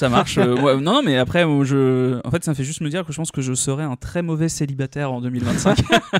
Voilà, c'est tout ce que ça me fait penser finalement. Mais je t'en prie, continuons sur le déroulé. Cet homme va se marier, donc tout va bien. Absolument. Donc, il va rentrer chez lui, là encore, hein, je l'ai noté régulièrement, mais c'est un film très intimiste. Là, on va avoir des plans très très serrés sur son visage, il y a un plan notamment de profil sur son visage où il est dans son lit qui est très très joli. Il y a un vrai travail de composition. Il y a beaucoup de plans fixes, ce qui est un peu moins à la mode ces dernières années, mais il y a énormément de plans fixes dans ce film et qui sont vraiment réussis. Et là, il va donc prendre Lia et discuter avec elle après sa soirée. Elle lui demande comment ça s'est passé. Il explique que ça s'est mal passé. Il va lui parler un petit peu plus de sa relation d'avant. Un petit peu avec son ex-femme, enfin qui n'est pas encore son ex-femme mais qui va le devenir. Et donc là, on rentre dans un truc un peu plus intime. Elle se pose la question de qu'est-ce que ça doit faire de ressentir ça. On sent que, je reprends ce que tu as dit, elle a envie de devenir humaine. Et là, elle le dit. Elle dit j'aimerais ressentir, j'aimerais voilà, avoir des sentiments. Et puis, bah, en fait, au fur et à mesure de la conversation, là, ils vont avoir une relation sexuelle, en fait. Ça va conduire à ça. Et je trouve que entre le moment où il démarre la conversation et le moment où on arrive là, ça marche plutôt bien. Ça marche vraiment très très bien pour le coup, parce que même toi, en tant que spectateur, tout ce contexte, le personnage de Lia, hein, Samantha, il lui manque juste un corps pour que ce soit une sorte, pas de triangle amoureux, mais cette voix, en fait, aurait pu être tout à fait incarnée dans un autre film d'amour romantique, à tel point que c'est logique. Par contre, c'est vrai que tu as toujours cette conscience de dire, bon, c'est une IA. Et alors, je crois aussi que c'est à ce moment-là qu'il explique qu'il a brièvement fréquenté Amy à l'université. Pendant une journée. Absolument. C'est ce qu'il dit, oui. Elle lui dit est-ce qu'avec Amy il y a eu quelque chose ? Elle dit oui, on est sortis ensemble pendant une journée, mais c'était impossible, ça fonctionnait pas. Voilà. Et, après, mais effectivement, c'est plus une expression. Oui, bien sûr. Pense, hein, mais clairement, on comprend qu'ils ont eu cette proximité, mais que ça n'a pas duré, mais que ça n'a pas empêché qu'ils restent ils sont très restés proches en très très bon terme. Ouais. Moi, ce que je trouve intéressant avant d'aller sur la scène de sexe, parce qu'il y a des choses à dire dessus et je la trouve très réussie pour le coup. Moi, ce que j'aime, ça m'a fait penser à ça, c'est-à-dire que c'est la première scène où Lia s'interroge sur sa propre existence. C'est-à-dire qu'elle se demande presque pourquoi elle existe et à quoi elle va se servir et qu'est-ce qu'elle devrait devenir. Et ça, je trouve que ça fait écho à nous. C'est sans avoir un débat sur l'humanité, parce que ça serait bien trop compliqué et j'en ai pas les compétences, mais moi je trouve que c'est un truc qui est fascinant chez nous, c'est qu'on se pose la question de notre origine. On est une matière vivante qui ne sait pas d'où elle vient. Et pour ça, on a inventé tout un tas de croyances. Et je trouve ça génial d'avoir amené ce truc dans l'IA. Parce que d'un coup, et tu vois, moi je l'appelle l'IA depuis le début, mais c'est à partir de là où moi j'ai eu plus de mal à avoir la distance. Parce que finalement, on partage ce point commun qui est peut-être le plus fort, c'est-à-dire qu'on ne sait pas d'où on vient. Et ni toi ni moi on sait, enfin voilà, après chacun a ses croyances, je vais pas du tout rentrer dans ce débat là, mais je trouve ça vraiment intéressant que elle-même elle remette en question son origine. C'est-à-dire que elle sait qu'elle vit dans un, elle va le dire plus tard, je vis dans un ordinateur, mais en fait elle sait pas pourquoi elle est là, elle sait pas. Et puis à ce stade du film on est parce que ça on va le savoir bien après, on est persuadé que chaque utilisateur a une IA bien à lui et que c'est un truc, c'est un silo en fait. L'IA que t'as, elle parle qu'avec toi, elle existe qu'à travers toi. Et je trouve que c'est vraiment intéressant de poser ce débat-là. Oui, alors moi, tu vois, c'est marrant parce que c'est à partir de là que j'ai réussi à avoir cette distance-là où je me suis dit, attends, c'est une IA quand même. Tu vois, parce que pendant toute la première partie, jusque-là, je me disais, mais elle est vraiment, elle est plus humaine que certains personnages humains et qu'on voit en arrière-plan, tu vois. Et en fait, c'est marrant, moi ça me fait l'effet inverse. Où là, quand j'ai compris qu'il y avait la scène de sexe qui arrivait, en plus, comme tu l'as dit, elle est très bien faite, hein, ce qui est paradoxal. Et alors, je te laisserai revenir sur la mise en scène, je sais que je pense que tu as beaucoup de choses à dire dessus, mais paradoxalement, au vu de la simplicité de cette mise en scène d'ailleurs, mais disons que là, moi, à partir de là, je me suis dit, attends, c'est quand même une IA, quoi. C'est quand même une IA, c'est difficile pour moi à ce moment-là d'intégrer ça et de le normaliser. Tu vois ce que je veux dire ? Et en fait, je pense que vraiment la relation avec l'IA, vu qu'elle n'a pas de corps, elle est aussi là pour montrer peut-être pas le danger, mais en tout cas ce que peut faire une relation à distance, ce que peut créer une relation à distance. Mais ça, je pense qu'on y reviendra un peu plus tard, donc je te laisse nous... Alors, je te demanderai pas de jouer comme Scarlett Johansson, hein, évidemment, mais en tout cas, vas-y, parle-nous de cette scène. Non, mais je vais pas faire très long dessus, mais donc ils vont avoir une relation sexuelle virtuelle, mais pour moi, le génie de la mise en scène, c'est que l'écran devient noir. C'est-à-dire qu'on ne voit même plus lui, et du coup, pour moi, c'est vraiment génial parce que c'est la seule scène dans laquelle, de tout le film, c'est mon interprétation, ils sont au même endroit. C'est-à-dire qu'ils sont pas dans la réalité parce qu'on voit rien, et ils sont pas dans l'IA puisqu'on comment dire, on n'est pas, on nous montre pas ça comme un, enfin tu vois, c'est pas traduit dans un espèce d'effet 3D bizarre et donc en fait ils sont tous les deux à mi-chemin et je trouve que c'est du génie d'avoir fait ça parce que la scène elle marche incroyablement bien et elle fait évidemment écho à la première scène où il a cette relation avec une vraie personne et là on voit sa réaction, on voit enfin tout ce qu'on a dit tout à l'heure et je trouve que en fait, c'est tellement bien, c'est tellement une bonne idée parce que je pense qu'il n'y avait rien de mieux à faire. Et je me souvenais de ce passage dans ce film-là, mais je me souvenais pas comment c'était filmé. J'avais pas de souvenir. Et là, quand j'ai revu le film ce matin, je me suis dit, mais c'est pour ça que je me souviens pas parce que justement, il y a rien à se souvenir. Et je trouve que c'est vraiment, vraiment génial.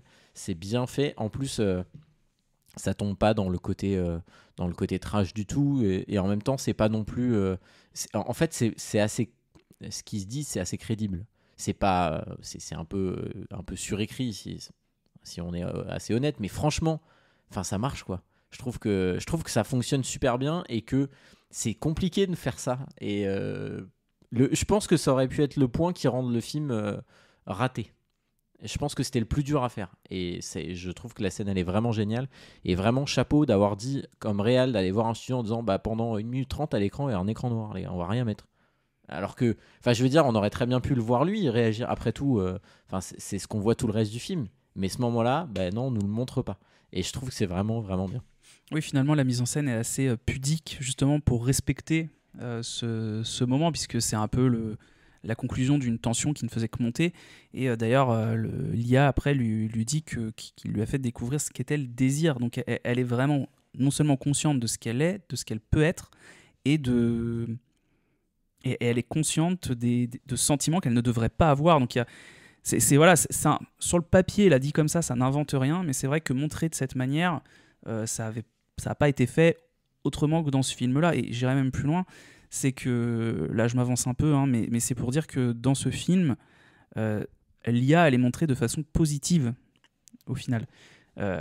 Même si on aura l'occasion de reparler de tous les sous-textes et tous les problèmes que ça peut engendrer, mais en tout cas, elle n'est pas montrée en mode j'ai envie de dominer le monde et compagnie, comme ça, ou de façon négative, comme ça pouvait être le cas notamment dans 2001, l'Odyssée de l'espace, ou dans d'autres donc, qui l'ont fait avant elle et qui continueront de le faire encore après, mais du coup non, très intéressant cette scène effectivement, et très pudique et c'était bien joué.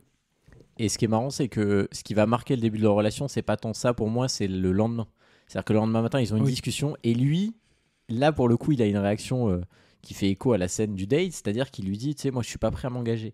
Et c'est très drôle parce qu'on sent bien qu'elle sait pas quoi faire de cette information, parce que la notion d'engagement pour elle n'existe pas. Et surtout, ça on le saura qu'après, mais en fait c'est un prémisse à la fin. C'est-à-dire qu'elle non plus, elle sait pas s'engager. Parce qu'elle sait pas ce que ça veut dire un engagement avec une seule personne. Encore une fois, c'est une IA, c'est pas une personne. Et lui, il est obligé d'avoir accès aux repères humains, de dire attends, tu sais, je sais pas m'engager. Et en fait, elle dit mais qu'est-ce que tu veux que je fasse de cette info? Ça m'intéresse pas, quoi. Donc finalement, à partir de là, la relation va démarrer. Et là, lui, on va le voir changer. Il devient plus souriant, il devient voilà, il y a un peu plus de chaleur autour de lui, notamment dans les environnements. C'est juste après qu'il y a la fameuse scène qui fait une des affiches du film où il a la tête contre la vitre du métro, qui est un plan que j'adore. Voilà, je suis pas original, mais c'est le cas. Ensuite, il sort du métro et là, on le voit. En fait, il devient un peu plus joyeux, un peu plus presque barge. Il danse un peu au milieu des gens dans le métro. Il va sur la plage, il raconte des conneries. Et j'aime bien cet aspect-là du film parce que d'un coup, en fait, on se rend compte que lui ressent les effets d'une vraie relation. C'est clairement ça, oui. C'est clairement ça. Il revit. Exactement. Il n'y a pas d'autres mots.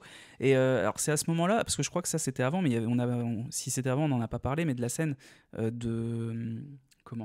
de la salle d'arcade, mais où en gros il se laisse guider les yeux fermés et compagnie. Et ça je sais plus, j'arrive plus à situer dans la temporalité du film à quel moment c'est. Je crois que c'était avant.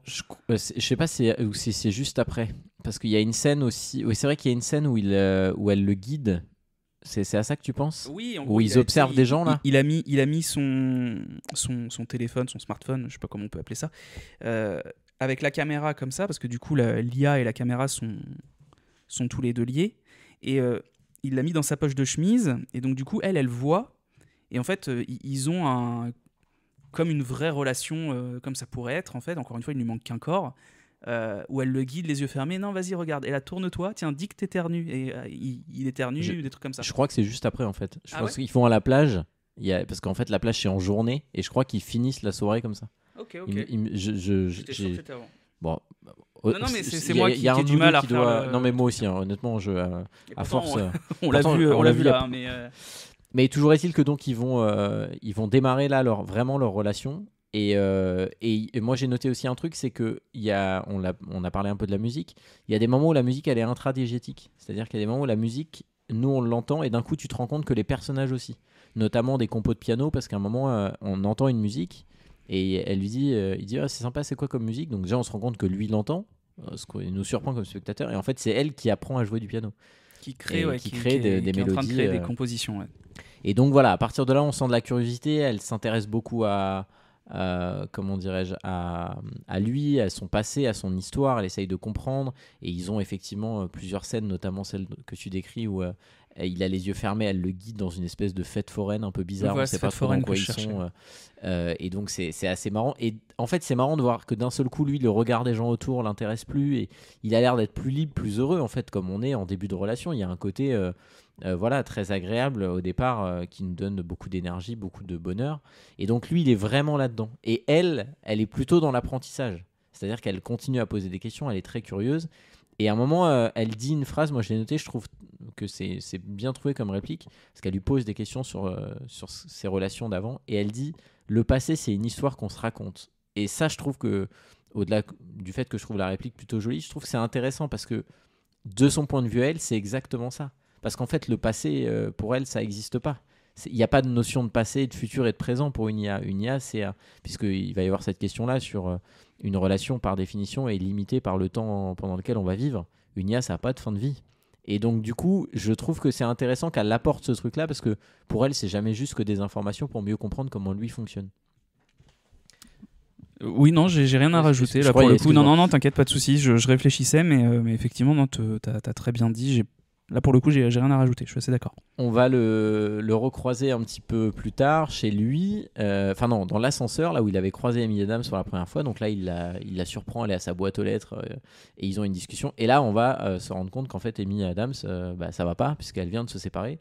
Donc moi, j'ai noté comment ça, Amy Adams, c'est triste, je ne suis pas d'accord. Non, mais voilà. Et donc, ils vont avoir une discussion et en fait, elle va expliquer que ils ont. Je trouve qu'elle est sympa cette scène où ils sont tous les deux.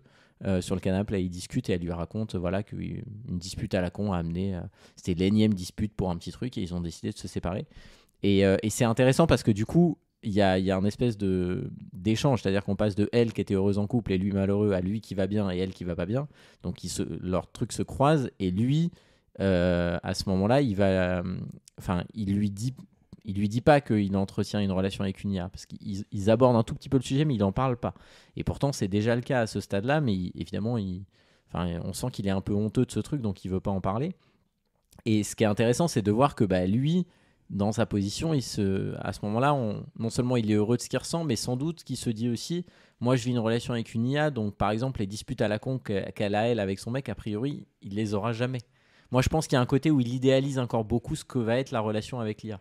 Sans doute, ouais. Puis il y a aussi un peu ce côté où, comme on le dit, hein, il a une relation avec une IA. Donc il y a aussi peut-être là, pour le coup, le côté un peu peur du jugement.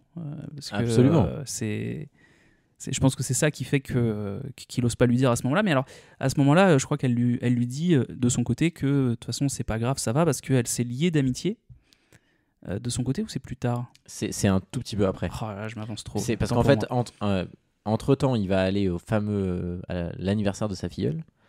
Ah oui, il y a l'anniv de sa filleule entre-temps. Dont on a parlé au tout début. Donc il va à l'anniversaire de la filleule. À un moment, il parle à Samantha pour lui dire la robe que tu as choisie, parce qu'on se rend compte que c'est elle qui a choisi, lui plaît. Et donc la filleule va parler avec l'IA. Et il y a un moment qui est génial, elle lui dit mais t'habites où ? Et elle lui répond dans un ordinateur. Et là, c'est assez furtif, mais il y a un plan sur lui. Et là, c'est peut-être la première fois où il prend conscience quand même. C'est-à-dire que putain, il y a une forme un peu de désespoir. C'est-à-dire que ça sera jamais plus que ce que c'est maintenant. Oui, c'est vrai. Ça, je trouve intéressant. Et après ça, c'est juste après qu'il retourne voir Amy. Et là, il va la voir dans son studio. Parce qu'on l'a dit, elle fait des documentaires, mais elle développe des jeux vidéo surtout. C'est ça son métier. Ouais, donc, elle est en train elle lui montre un jeu vidéo d'ailleurs où on joue une mère de famille qui doit réussir à gérer ses gosses pendant le petit-déj. Qui doit être la mère parfaite. Qui doit être la mère parfaite. C'est assez marrant. On la voit débouler en voiture pour être la première à arriver à l'école et tout. Et à ce moment-là, ils ont une discussion. Et c'est là qu'elle lui dit qu'elle a une IA avec laquelle elle est devenue amie. Et donc, lui avoue que la personne avec qui il entretient une relation, c'est aussi une IA. Donc finalement, ils se retrouvent un peu tous les deux dans des formes de relations différentes, une amicale, une amoureuse, mais on sent que lui, il est soulagé qu'elle lui dise ça parce qu'il peut en parler. C'est-à-dire que ça va devenir, et c'est une des thématiques du film, moi je disais qu'on voit pas forcément le temps passer de manière très factuelle, mais on le voit dans le fait que plus ça va, plus les gens trouvent normal que des gens parlent à des IA tout le temps et des relations avec. Oui, c'est ça surtout, c'est-à-dire que sa réaction à Amy, c'est à ce moment-là, c'est au-delà de dire qu'elle entretient une relation amicale et que lui, il entretient une relation amoureuse, elle est en mode, de toute façon c'est normal, tout le monde fait ça maintenant. Exactement. Elle dit, c'est trop bien, tu vas pouvoir m'expliquer comment c'est, parce que moi je connais quelqu'un qui le fait au bureau, mais elle le dit pas parce qu'elle est encore un peu, elle veut pas qu'elle soit jugée et compagnie, donc c'est assez... Là, à ce moment-là, tu te dis, ah oui, d'accord, effectivement, le côté temps qui passe, est-ce que c'est... On n'arrive pas à savoir de combien...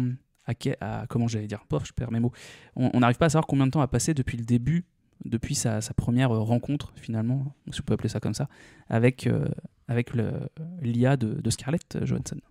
Ouais, mais c'est vrai qu'il y a... Mais après, on peut excuse-moi, je pense à ça, mais on peut quand même se dire qu'il y a une temporalité pas si énorme entre le moment où il commence à parler à Samantha et le moment où il dit à Amy qu'il entretient une relation amoureuse, parce que dès le début du film, c'est très tôt qu'on nous dit là bientôt tu vas avoir l'anniversaire de ta filleule. Tu vois ce que je veux dire ? Oui, il n'y a pas forcément 3 ans qui sont passés. Non, mais c'est pour ça que c'était intéressant, et tu l'as dit tout à l'heure, de préciser dans le film qu'ils ont quand même une proximité tous les deux pour qu'ils soient capables de lui avouer ça.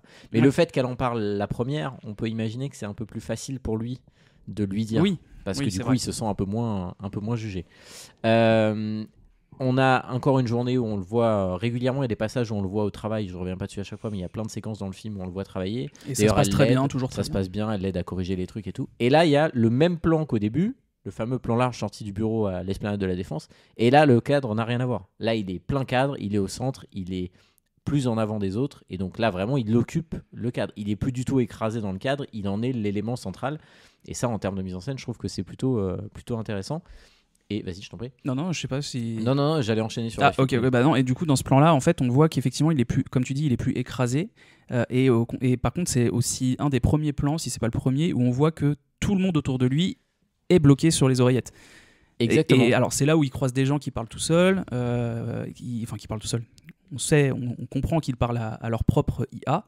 Et surtout, on voit qu'ils sont pas tous resserrés les uns sur les autres. Ils sont tous seuls, en fait. Ils se croisent, mais sans se frôler, quoi. C'est assez impressionnant parce qu'en plus, le plan est large et l'endroit est grand. Et ça sera encore plus vrai un peu plus tard dans la scène du métro, là, quand il sort en panique de son bureau, où là, vraiment, tous les gens qui passent à côté de lui dans l'escalier, dans le métro, là, ils ont tous une oreillette et personne ne se regarde, personne ne se parle. Absolument. Il y a aussi un truc où ça dénonce un peu ça, hein. C'est-à-dire que l'IA pourrait nous amener vers une espèce de société qui vivrait les uns à côté des autres sans plus jamais se parler et se regarder. C'est une société individualiste en fait. On est bien d'accord. Et finalement, l'IA, Samantha finit par le convaincre de dire, en discutant, il finit par dire ok, je vais signer les papiers du divorce, il est temps, il faut que je tourne la page. Lui, on sent qu'il est prêt maintenant à le faire. Et donc, il va y avoir cette scène où il va revoir son ex-compagne au restaurant. Pour signer les papiers du divorce. Moi, je trouve que cette scène elle est géniale. Je l'ai trouvée vraiment, je trouve que ça joue bien et je trouve qu'elle est, moi je l'ai trouvé incroyable cette scène. Et vraiment, quand il se voit au début, ils se prennent dans les bras. On sent qu'il y a de l'amour encore entre eux, mais qui est un peu différent. Il y a de la tendresse. Exactement. On sent qu'ils ont un lien fort, quoi. Et parce qu'on nous a expliqué dans le film plus tôt que elle était beaucoup remise en question par ses parents, que lui il a plutôt soutenu. On comprend aussi que lui il attendait certaines choses d'elle qu'elle n'était pas. Enfin, c'est comme pour toute relation, tout n'était pas blanc, tout n'était pas noir, mais on sent qu'ils ont un lien important. Et donc il lui dit qu'il a signé les papiers du divorce, il lui donne pour qu'elle signe. On rappelle qu'elle, ça fait 1 an qu'elle attend. Et là, il y a vraiment un truc elle prend le stylo et elle hésite. Et moi, ça m'a brisé le cœur, sa réaction à lui. Parce que vraiment, il y a un quart de seconde où lui se dit, en fait, elle va pas signer. Et tu sens que, même s'il est engagé dans cette relation avec Samantha, qui est donc une IA, il y a quand même ce moment d'espoir dans sa vie. En fait, peut-être que non. Parce que, mine de rien, elle a attendu, mais là, ça devient officiel, quoi. Bon, finalement, elle signe. Et puis là, les choses vont déraper parce que lui va lui parler de sa relation avec l'IA, ce qu'elle ne va pas comprendre. Elle va lui faire le reproche de vouloir fuir la réalité et notamment la réalité des relations sociales. Et donc, finalement, on va dire que le déjeuner va mal finir. Et, il s'engueule devant la serveuse, d'ailleurs, c'est assez marrant. Mais voilà, on sent vraiment que ils sont arrivés à un point de leur vie où ils sont très différents. D'ailleurs, il le dit un peu plus tôt dans le film. Le plus dur dans une relation, c'est de grandir ensemble et de changer ensemble en ayant toujours la possibilité de s'entendre. Et là, on voit que il n'y arrive plus. Mais je trouve que ça marche vraiment bien. Et elle est, elle le confronte. Elle dit mais t'as une relation avec une IA, tu te rends compte ? Enfin, ça n'a aucun sens. On sent bien qu'elle est complètement réfractaire à ce truc-là. Elle est consternée. Exactement. Et donc elle est assez dure avec lui. Mais en même temps, je pense que ça la renvoie elle-même à sa place, quoi. C'est-à-dire que tu m'as remplacé par un truc qui n'existe même pas, quoi. Et moi, j'ai trouvé ça vraiment, vraiment réussi. Et à la suite de ça, on va développer un autre aspect, c'est que l'IA va commencer à devenir jalouse. Absolument. Et ça, je trouve que c'est hyper intéressant aussi d'avoir amené ça. Parce que ça amène encore une couche de complexité à Samantha, en fait. En fait, oui, l'IA devient plus humaine qu'humaine. Elle découvre vraiment, elle a découvert le désir, elle a découvert l'amour, maintenant elle découvre la jalousie et tout ce qui s'ensuit. Enfin, elle passe par toutes les phases que peut passer un être humain, en fait, tout simplement, quand il rentre dans une relation, quand il rencontre quelqu'un. Le flirt, l'amour fulgurant, le sexe...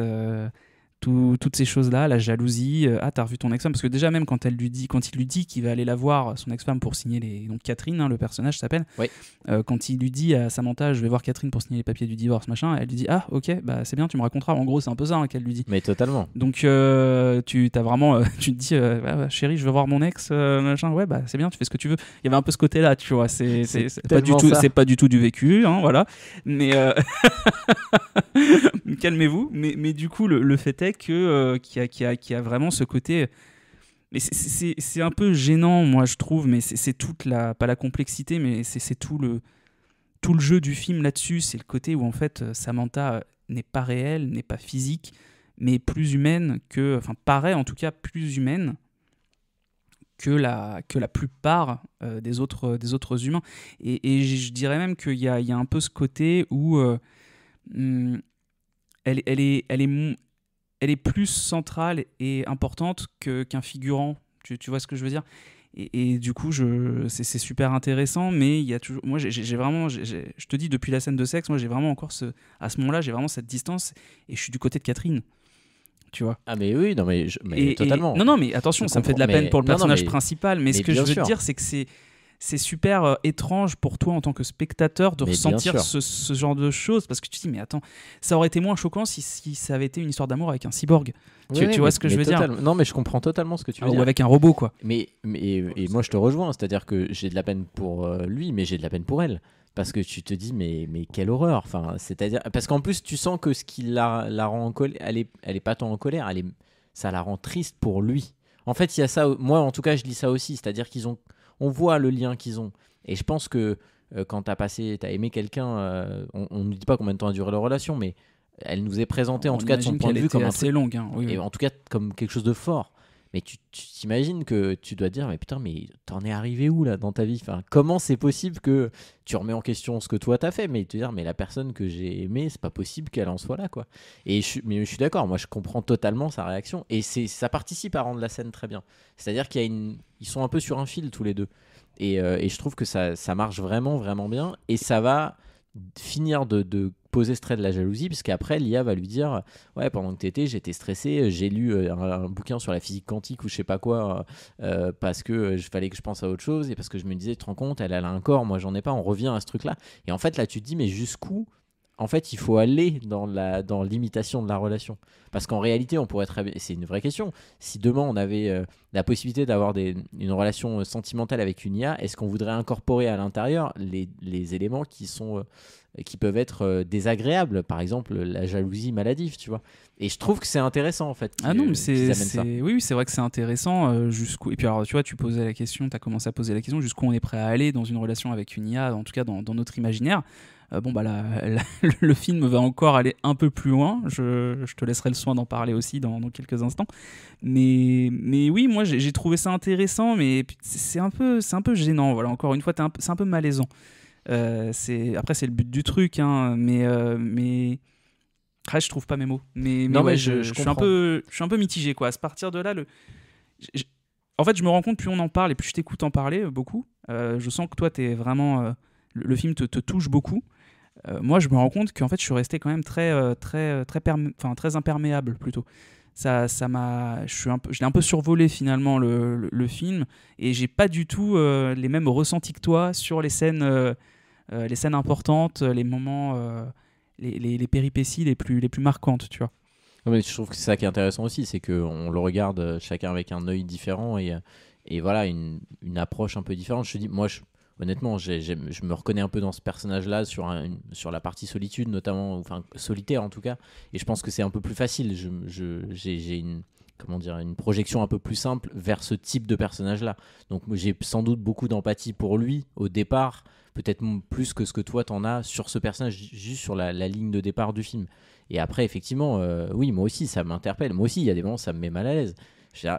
Par exemple, ce moment-là, tu es un jaloux, c'est-à-dire, qu'est-ce que ça veut dire qu'une IA peut pas être jalouse? Et surtout, quand tu vois la fin du film, ça n'a pas de sens. Non, ça n'a aucun sens, vraiment pas. Et du coup, ça va quand même amener à une discussion autour de ça, et ils vont avoir une dispute. Ce qui est la première fois qu'ils ont et c'est assez étrange, c'est-à-dire que le ton monte et on voit bien que lui il se dispute comme un être humain normal, mais quand on fait un pas de recul on dit mais tu te disputes avec un ordinateur, ça n'a aucun sens, quoi. Et c'est super bizarre, parce que ça pose aussi le côté, ça pose aussi la question des responsabilités de chacun dans une vraie relation. C'est un peu un parallèle avec ce qu'on imagine comment a pu mal se terminer sa relation avec Catherine. Et du coup, tu te dis... moi, je vois plus le film de ce côté-là. J'ai vraiment l'impression que c'est plus un film sur alors évidemment, tous les dangers de l'IA et ce que cela signifie d'avoir des IA aussi prédominantes dans nos vies, mais beaucoup plus sur le côté humain, paradoxalement, et sur le côté relationnel, justement. Sur une relation, c'est à deux, d'accord, machin, une relation amoureuse, hein, bien sûr. Et en fait, à quel point tu peux te détruire dans une relation, Et surtout la question de la responsabilité. Parce que au début du film, il dit à Samantha que souvent il repense à sa relation avec Catherine, mais qu'en fait il se souvient, il ressasse les mêmes embrouilles qui ont fait qu'ils se sont séparés. Et il le dit lui-même, il n'a jamais changé d'avis. Tu vois. Et donc là, le fait que lui s'embrouille, enfin se dispute avec Lia de la même manière, de ce qu'on imagine la même manière, et pour presque, je dirais pas les mêmes raisons, on le saura pas ça, mais en tout cas de la même manière qu'il se disputerait avec Catherine ou quoi, c'est très étrange. Mais ce qui est encore plus étrange, c'est qu'elle répond de la manière la plus humaine possible également, tu vois. Ouais, c'est ça. Il y a un côté mimétisme absolu où elle essaye de reproduire vraiment. Mais ce qui est étonnant, c'est que arrivé à un stade du film, tu le disais, toi tu l'as appelé Samantha, et moi je reste sur le côté IA malgré tout. Mais c'est vrai qu'à un moment donné, tu te dis plus, elle limite les humains. Elle a une réaction tellement humaine qu'elle est humaine sans avoir d'apparence humaine. C'est ça qui est assez génial. Et donc ils ont cette dispute. Et c'est étonnant parce que dans cette dispute, lui, il finit pour terminer la dispute par la ramener à sa condition d'IA. C'est-à-dire qu'à un moment, il lui dit, mais Oui. t'es une intelligence artificielle, t'es pas une humaine. Donc t'es pas censé réagir de cette manière-là. Et c'est la première fois qu'il fait ça. Et elle va faire un truc en contrepartie que, là aussi, qui moi m'interpelle, c'est qu'elle va quitter la conversation. Et c'est la première fois qu'elle met fin à un échange. Et pour le coup, ça pose la question du libre arbitre. Ah, bien sûr. C'est-à-dire qu'une IA, normalement, elle n'est n'agit pas capable. que quand on Bah lui oui. dit. Et donc là, on se rend compte que en fait, elle est arrivée à un tel stade de compréhension de l'humain et du caractère qu'elle est capable elle-même de décider d'arrêter. Et ça, moi, je trouve que ça pose une vraie question de fond. C'est-à-dire, moi, s'il y a bien un truc qui m'inquiéterait dans l'IA, ça serait ça. Le jour où l'IA a un libre arbitre de décider ce genre de truc, ça n'a pas de conséquences très graves, hein, le fait qu'elle raccroche. Mais ça en dit long quand même. Ah bah oui. C'est-à-dire que d'un Carrément. coup, c'est moi qui décide, c'est plus toi. Alors que l'IA, normalement, la relation avec un ordinateur, elle est unilatérale. L'ordinateur n'a rien à me demander, c'est moi qui lui demande des trucs. Bah, c'est ça. Surtout que lui dit ça. Pourquoi ? Parce que c'est Catherine qui l'a ramené à sa condition. Mais absolument. D'IA, la première. Et en fait, lui, il a vu ça par les yeux de Catherine en disant bah oui, mais je passe pour un fou là en fait. C'est Finalement. ça. Et donc, du coup, on va le voir une succession de plans où il est un peu tout seul et où là, à nouveau, le mood n'est pas forcément génial. On retrouve le Théodore du début. C'est ça. Et puis, malgré tout, ils vont réavoir une conversation et en gros. C'est marrant parce qu'en fait, il va presque pardonner. C'est-à-dire, il est prêt à dire, ok, il va agir comme dans une vraie relation. On s'est engueulé, bah tant pis, je passe outre, tu passes outre, et on continue la relation. Et c'est ça qui est étonnant, c'est-à-dire qu'il revient là-dedans, et c'est là où il va avoir une autre discussion avec Amy, parce qu'il va retourner la voir entre-temps. Et moi j'ai noté ça, Amy c'est quand même son seul repère de réalité dans le film. Bah, carrément. C'est-à-dire qu'à toutes les étapes, quand ça va pas, quand ça va bien, quand c'est ambivalent, à chaque fois il retourne avec elle. Et là pour moi il y a un truc qui est vraiment intéressant, c'est qu'ils ont une discussion et puis on voit que lui finit par dormir sur le canapé alors qu'elle est en train de travailler sur son espèce d'ordinateur. Et à un moment il se réveille et il la voit parler avec une IA. Et c'est la première fois du film qu'il regarde, en tout cas avec attention, l'interaction qu'a quelqu'un avec une IA. Et quelque part, il conscientise, parce qu'on la voit, elle parle, elle se marre, elle montre une scène un peu chelou du jeu vidéo à son IA qui le fait marrer. Et en fait, dans son regard, il y a un truc de mais qu'est-ce qu'elle est en train de faire ? C'est-à-dire qu'il juge quelque part, avec un regard extérieur, ce que lui fait, à un degré encore plus, parce qu'en lui, en plus, c'est une relation amoureuse. Et je trouve que c'est intéressant, parce que il y a un petit point de bascule quand même à ce moment-là dans le film, dans sa relation au personnage. Même s'il va continuer à entretenir la relation pendant un temps. Oui, c'est clair. Après, moi j'ai un avis sur le personnage d'Amy, parce que comme tu l'as dit, c'est son repère, c'est ce qui l'ancre dans la réalité réelle. Je sais pas comment le dire autrement. Et c'est le seul aspect pas illusoire de sa vie, en fait. Mais moi, quand il la voit à ce moment-là, quand il ouvre les yeux et qu'il la voit déconner, machin, en fait, c'est ça qui est très étrange, parce que dans un film lambda, de A à Z, tu te dis, ouais, bon, il va finir avec Amy, tu vois. Et là, en fait, à ce moment-là, moi, du coup, j'ai pas pu m'empêcher de voir ça de cette manière, où je me suis dit, il la regarde avec des yeux un peu amoureux quand même. Tu vois ce que je veux dire ? Surtout qu'à ce moment-là, c'est pas au beau fixe avec son IA, avec Samantha. Donc, le fait est qu'il la regarde un peu aussi envieux, presque, de se dire, ah là, une relation amicale, c'est peut-être ce qui est encore de plus simple. Tu vois, moi, je l'ai vu un peu comme ça. Non mais oui, moi aussi je me suis posé la question. Est-ce que finalement ça va revenir à un truc plus classique où ils vont avoir une relation ? Est-ce que ça va être ça la morale du film, dire les vraies relations c'est les relations humaines ? Mais au final, c'est pas ça que fait le film. Et moi, je trouve ça pas mal aussi qu'il aille pas là-dedans, parce que ça aurait marché, hein, mais ça aurait été entre guillemets le chemin le plus évident. Et finalement, la fin est assez ambivalente, on sait pas trop quelle est la fin. Mais moi, je le vois pas comme ça. Je pense pas qu'il passe dans ce type de relation-là. Peut-être que je me trompe, mais c'est pas ma lecture de la fin. Du coup, finalement, il reprend, et là, on va avoir une scène où on va le voir avec des amis, et les amis en question, ils ont tous une IA, y compris un couple qui a une IA qui est pote avec eux, visiblement. Donc, c'est un couple plus l'IA, et lui, et déjà, on comprend que les IA peuvent se parler et s'entendre les unes les autres. Et donc, ils font une espèce de pique-nique en haut d'une colline, là, un endroit, ils sont plusieurs à discuter. Il est avec ses deux amis, c'est à peu près à ce stade-là du film, si je dis pas, on arrive sur la fin. Là. Alors, oui, tout à fait, mais par contre, il n'y a pas une troisième IA. Hein. Je crois qu'il y en a deux. En fait, non, en fait, parce que alors, en plus, on a zappé une scène, c'est que pour se rabibocher, je crois que c'est à ce moment-là, Samantha engage sans le dire. Oui, c'est vrai moi, c'est cette scène-là que je parlais tout à l'heure quand je me dis je te laisserai le soin de la. Non, mais oui, j'ai complètement oublié cette scène. En fait, excusez-nous, on revient un peu en arrière. C'est vrai qu'on a été un peu vite. Suite à la signature des papiers du divorce et à tout ce que ça a engendré comme dispute, quand Théodore et Samantha reparlent ensemble, Samantha lui dit écoute, je vais engager une volontaire qui va se substituer à moi, mais sur le plan physique. C'est-à-dire que tu vas lui mettre une caméra donc, qui fait office de grain de beauté pour le personnage. Ouais. Et comme ça, moi, je te verrai et tu vas me mettre une oreillette et je vais lui parler aussi dans l'oreille. Et comme ça, j'aurai un corps, en fait. En fait, c'est une scène très, je suis désolé, j'ai complètement... En fait, je raye mes notes au fur et à mesure et je les rayais sans faire exprès. Et en fait, cette scène-là, c'est ce qui va amener à la grosse dispute, en fait. T'as raison. Et donc, effectivement, t'as commencé à raconter, mais elle fait venir quelqu'un.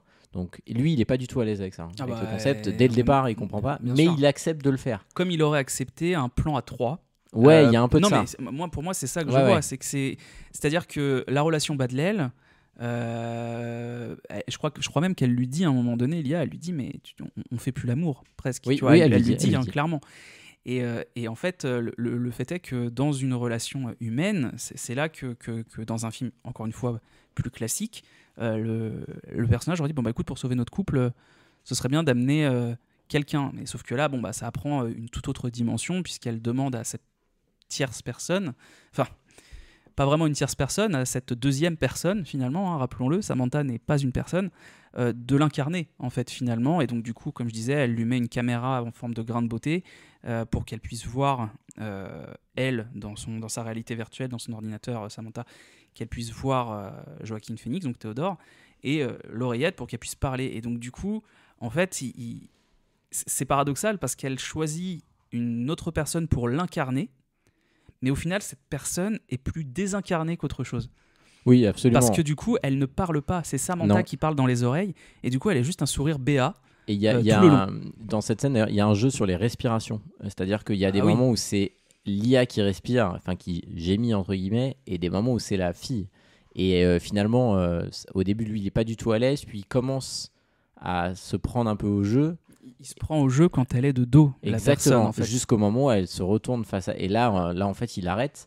Et ce qui est terrible, c'est que la nana qui est venue, elle est très très mal parce que elle vit une espèce d'histoire d'amour par procuration. C'est encore un autre problème. C'est-à-dire qu'elle dit qu'elle est amoureuse de leur histoire. Oui, je crois qu'elle dit que leur histoire d'amour est la plus pure possible, puisqu'il n'y a pas eu cet aspect du physique. Ouais, exactement. En fait. Et donc finalement, donc ça tourne court et ça tourne mal, et c'est là que vient la dispute. Je suis désolé, j'étais vraiment passé. Excuse-toi. Du coup, je reviens un peu plus tard. Donc il y a toute la dispute, tout ce qu'on a dit, et donc il va se retrouver avec ses amis. Je me permets de réintervenir sur ce côté-là. Donc le pique-nique dont tu parles, effectivement, ça intervient après tout ça. Et en fait, il est avec, il mange avec le mec de l'accueil de là où il travaille, qui est donc incarné par un Chris Pratt méconnaissable. Je l'avais pas reconnu. Tu vois, qu'est-ce que je te disais. Et donc lui sort avec sa petite amie qui est avocate. Et en fait, il n'y a pas deux IA. C'est Samantha qui est dans les oreilles de tout le monde. Parce qu'il y a cette fameuse scène où tu les vois monter sur les dunes de sable, Chris Pratt et Joaquin Phoenix qui discutent, normal. Oui, la vie, tout ça, l'amour, machin, et toi avec Samantha, machin. Elle est marrante, Samantha, on l'aime bien. Et en fait, quand elle remonte, la copine de Chris Pratt est en train de Chris Pratt, et elle est en train de discuter avec Samantha. De la même manière que les deux mecs seraient allés discuter en buvant une bière et machin. Pour moi, à ce moment-là, il n'y a pas de troisième IA. Non, t'as raison, effectivement. C'est juste qu'ils ont tous l'oreillette et qu'ils entendent tous. Absolument. Donc, ils ont une discussion et elle, à un moment, elle va avoir une espèce de tirade sur le fait qu'elle a longtemps voulu avoir un corps et que maintenant, elle est contente de ne pas en avoir. Et il y a tout un truc autour de ça en disant en fait, moi, j'ai la liberté vis-à-vis du corps que vous n'avez pas, vous les êtres humains. Et elle va dire surtout que, du coup, son corps vieillit pas. Et en fait, elle va d'un seul coup amener la notion dont je parlais tout à l'heure, c'est qu'elle n'a pas de fin de vie. C'est-à-dire qu'il n'y a pas de début, il n'y a pas de milieu, il n'y a pas de fin, c'est continu. Et pour moi, là aussi, je trouve que d'abord, ça jette un peu un froid au milieu de tout le monde, mais surtout, pour moi, ça pose la question pour le personnage de Théodore mais en fait, ça peut pas être une relation si on... Enfin, c'est pas vraiment une relation amoureuse telle qu'on la connaît nous, puisque nous, on sait très bien qu'il y aura forcément une fin, même si on s'aime jusqu'au bout, puisqu'à un moment, ça s'arrête par la mort. Or, ce personnage-là, du coup, Samantha va forcément lui survivre. Donc déjà, ça pose la question qu'il y aura un après. Et donc, en fait, il n'est qu'une étape dans son processus à elle. Ça va se décanter plus vite que prévu, mais je trouve que c'est intéressant aussi, ce truc-là. Parce que, on revient à la question de tout à l'heure, si ça existait vraiment, ça poserait ce problème-là. Carrément. Et puis, là, effectivement, elle ramène tous les personnages, et notamment Théodore, à leur mortalité, tout simplement. À leurs conditions humaines. À leurs conditions humaines. Et du coup, c'est vraiment... Pour le coup, c'est une scène que j'ai beaucoup appréciée. Je l'ai trouvée vraiment bien foutue, bien écrite. Et justement, il y a vraiment ce blanc après qu'elle ait dit ça, où genre tout le monde se regarde un peu en chien de faïence en mode on va crever en fait, et bien plus tôt que ce qu'on croit. Donc, puis il y a un côté un peu, quand on rentre un peu dans la facilité, mais les robots contre les humains, on a un peu peur de ça. Vous allez mourir, pas nous. Oui, voilà, c'est vrai que dans un autre film, ça aurait pu être une menace. Genre, mais de toute façon, tu peux me dire ce que je veux, moi je mourrai jamais. Mais on est d'accord. Donc finalement, là va s'en suivre une espèce de séquence avec plein de scènes qui s'étalent dans le temps où il a l'air d'avoir une relation qui est plutôt bonne avec elle, parce qu'en fait ils se sont rabibochés, quoi. Donc finalement il a l'air de vivre une vie qui va bien, et il se retrouve dans on sait pas trop où c'est. Ils ont l'air d'être partis dans un espèce de chalet à la montagne là. Ça c'est à peu près ah oui, non, c'est un peu après, effectivement. C'est après. Ça, ils sont en espèce d'Alaska, on sait pas trop. Et donc là il est en train de faire bouillir de l'eau dans une théière là, et là elle va lui annoncer, et c'est la première fois, elle va dire j'ai rencontré quelqu'un. Et donc la phrase est quand même, elle a beaucoup de sens chez les humains, visiblement pas le même pour elle à ce moment-là, et elle explique qu'en fait elle parle avec une super IA qui a repris la mémoire et les pensées d'un philosophe dont j'ai oublié le nom, Alan Watts, pardon. Alan Watts, voilà. Et donc en fait qu'elle discute avec lui de certaines choses, et elle dit je sens bien que moi j'évolue de plus en plus vite, donc j'essaye de trouver avec lui des réponses aux questions que je me pose. Et à nouveau, ça ramène à cette question de la matière qui se retourne sur elle-même pour comprendre d'où elle vient et ce qu'elle va devenir.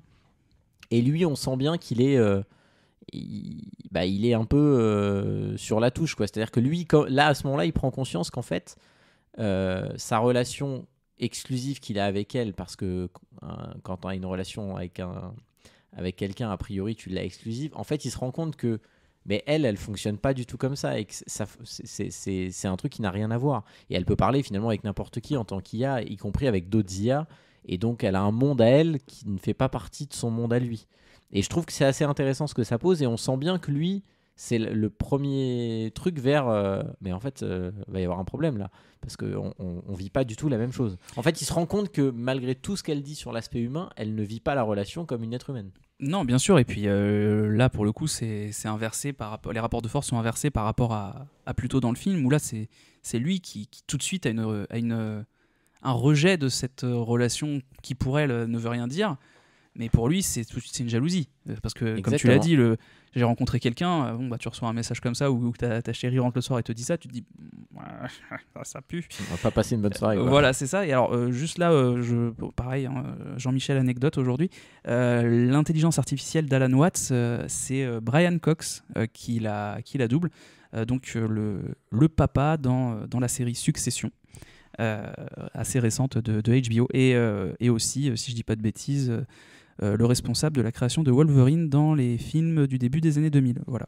Ah bah, C'est écoute, juste parce que j'ai trouvé ça rigolo quand j'ai vu que c'était lui qui l'avait non, mais fait. j'aime bien parce que je savais pas tout ça, donc Donc, j'ai encore appris des trucs sur ce film. Eh ben tu vois. Donc voilà. Donc non très. En fait, c'est encore une fois, c'est le mot, c'est gênant. T'as pas envie d'être dans la pièce avec eux à ce Ouais, moment-là. exactement. C'est assez horrible. Et en fait, à partir de là, on va sentir qu'elle s'émancipe. C'est-à-dire que ils ont des conversations. Là, ça fait écho à ce qu'on appellerait nous la routine. C'est-à-dire qu'ils ont des conversations de moins en moins intéressantes et profondes. Elle explique qu'elle parle avec ce philosophe de plus en plus et qu'elle comprend des choses nouvelles, etc. Et en fait, on comprend que lui, elle lui dit d'ailleurs, je vais vers une meilleure version de moi-même. Et en fait, on commence à comprendre que lui, c'est une étape. Et qu'à un moment donné, il y a donc elle n'a pas de fin, mais que lui, il en a une dans son programme, quoi. Et donc, ça va se développer et ils vont finir par avoir une conversation où elle sous-entend qu'elle va peut-être finir par partir, en fait. Elle part pas tout de suite. À ce moment-là du film, elle n'est pas partie encore. Mais il y a quand même ce truc. On voit bien que nous, en tant que spectateurs, en tout cas, on sent bien que la relation devient plus distante, presque froide, et que c'est les prémices dans une relation humaine à un moment, il y en a un qui va partir, quoi. Plus que ça, moi je dirais que là, on a une notion de routine en fait qui s'est installée plus simplement. Hein. Tu sais, moi je vois le film beaucoup plus, je dirais pas simplement, encore une fois, mais vraiment, je le prends presque comme s'il y avait que des humains dans l'histoire. Et le film joue sur ça quand elle dit qu'elle veut devenir une meilleure version d'elle-même. Là encore une fois, les relations actuelles sont prédominées par ce besoin presque maintenant de devenir justement la meilleure version de soi-même et d'être soutenu par son ou sa partenaire, ce qu'il a pour le coup. Tout de suite, comme je disais, il est réfractaire à ça, donc il n'est pas du tout dans ce soutien-là. Et c'est, pour rebondir encore sur ce que je disais plus tôt, c'est là que tu vois qu'il a sans doute agi de la même manière, même s'il a beaucoup soutenu Catherine. Sur la fin, il a dû agir un peu de la même manière. On sent que le personnage, finalement, est resté très stagnant, paradoxalement, dans toute cette histoire avec Samantha. Et voilà, je n'ai pas d'autre chose à rajouter. Non, mais c'est exactement ça, tu as employé le terme. Il y a une routine, en fait. Et la routine finit par les éloigner. Et tant et si bien qu'à un moment, il est en train de lire le fameux livre sur la physique dont elle lui a parlé. Et il enfile l'oreillette pour lui parler. Et là, il n'y a pas de signal. Et donc là, il a un moment de panique parce qu'il n'arrive pas à se connecter. Il essaye de partout, ça ne marche pas. Et là, il s'apprête à prendre le métro pour rentrer chez lui. Et finalement, elle réapparaît. Et elle est très calme. Elle dit « Ah, mais t'as pas vu, je t'ai envoyé un mail. » Et il lui dit « Mais je consulte jamais mes mails. » Parce qu'en fait, on voit bien, tu l'as très bien dit au début, personne fait cette action-là. On le fait pour vous et on vous dit ce qu'il en est, quoi. C'est ça. Et donc, du coup, lui, il est en panique alors qu'elle, pas du tout. Et là, il lui fait comprendre que, en fait, ça peut pas marcher comme ça, que lui, il a eu peur. Et elle dit « Mais il fallait pas, faut pas paniquer. » En fait, on se rend compte que maintenant, c'est elle qui décide quand il parle, c'est plus lui. Donc on est allé encore plus loin de je peux raccrocher, c'est moi qui décide quand est-ce qu'on va se parler. Et à ce moment-là, ils vont donc avoir une discussion et là elle va lui dire mais en fait est-ce que tu parles à d'autres gens? Elle dit oui. Et là elle dit je parle à je sais plus combien de milliers de gens. 8316 ou quelque chose comme ça, je crois. Et là lui il est abasourdi, c'est-à-dire parce que en fait là d'un coup le film nous ramène à la réalité, c'est-à-dire c'est un programme. C'est pas quelque chose d'unique, c'est pas une personne. Donc elle se nourrit, et comme elle n'aspire qu'à une chose, c'est se développer, plus elle parle, plus elle se nourrit vite, et plus elle se développe rapidement.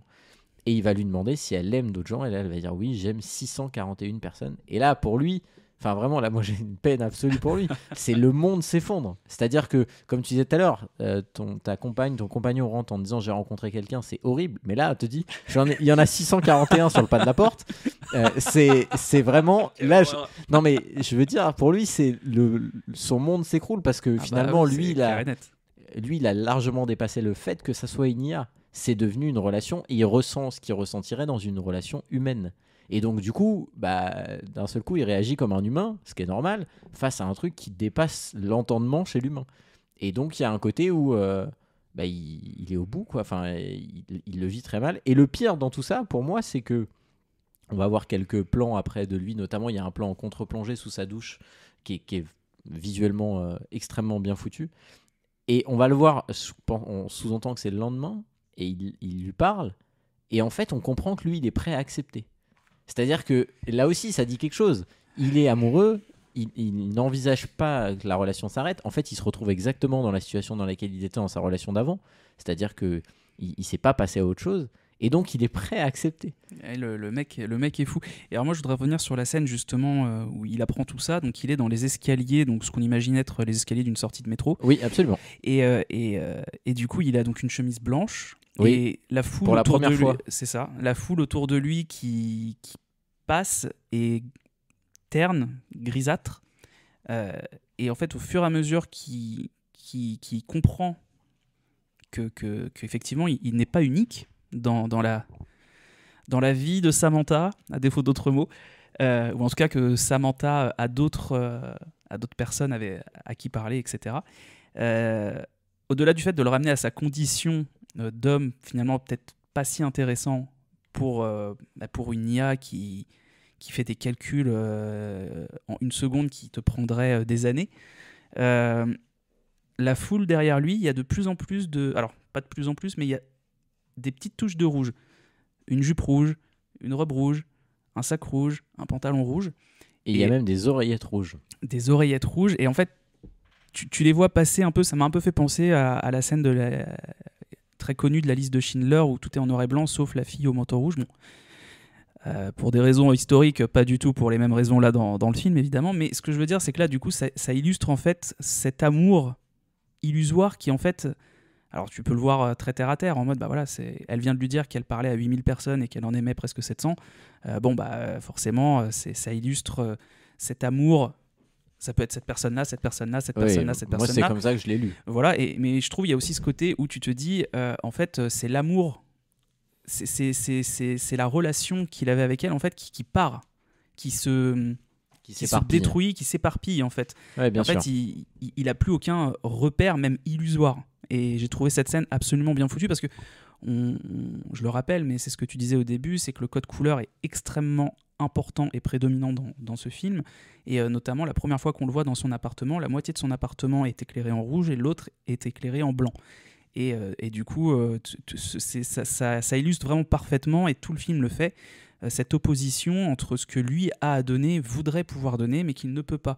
Ça montre vraiment ce clivage entre son idéalisation de sa relation et la réalité de sa vie à lui, qui en plus il passe sa vie à écrire l'amour, le désir, l'amitié pour tous les autres, sauf sans que lui vive en fait ce genre de choses. Oui, il fait ça, quelque part son métier lui compense un peu son vide affectif, parce qu'on voit bien qu'il est capable. En plus, on l'a pas dit, mais dans le film, il y a une espèce de sous-arc narratif où elle prend la liberté d'envoyer à un éditeur des lettres qu'il a faites pour en faire un livre, ce que l'éditeur accepte, et il reçoit... Un éditeur qu'il adore en plus. Éditeur qu'il adore, et quand il reçoit le livre, c'est le moment où il se sépare en fait.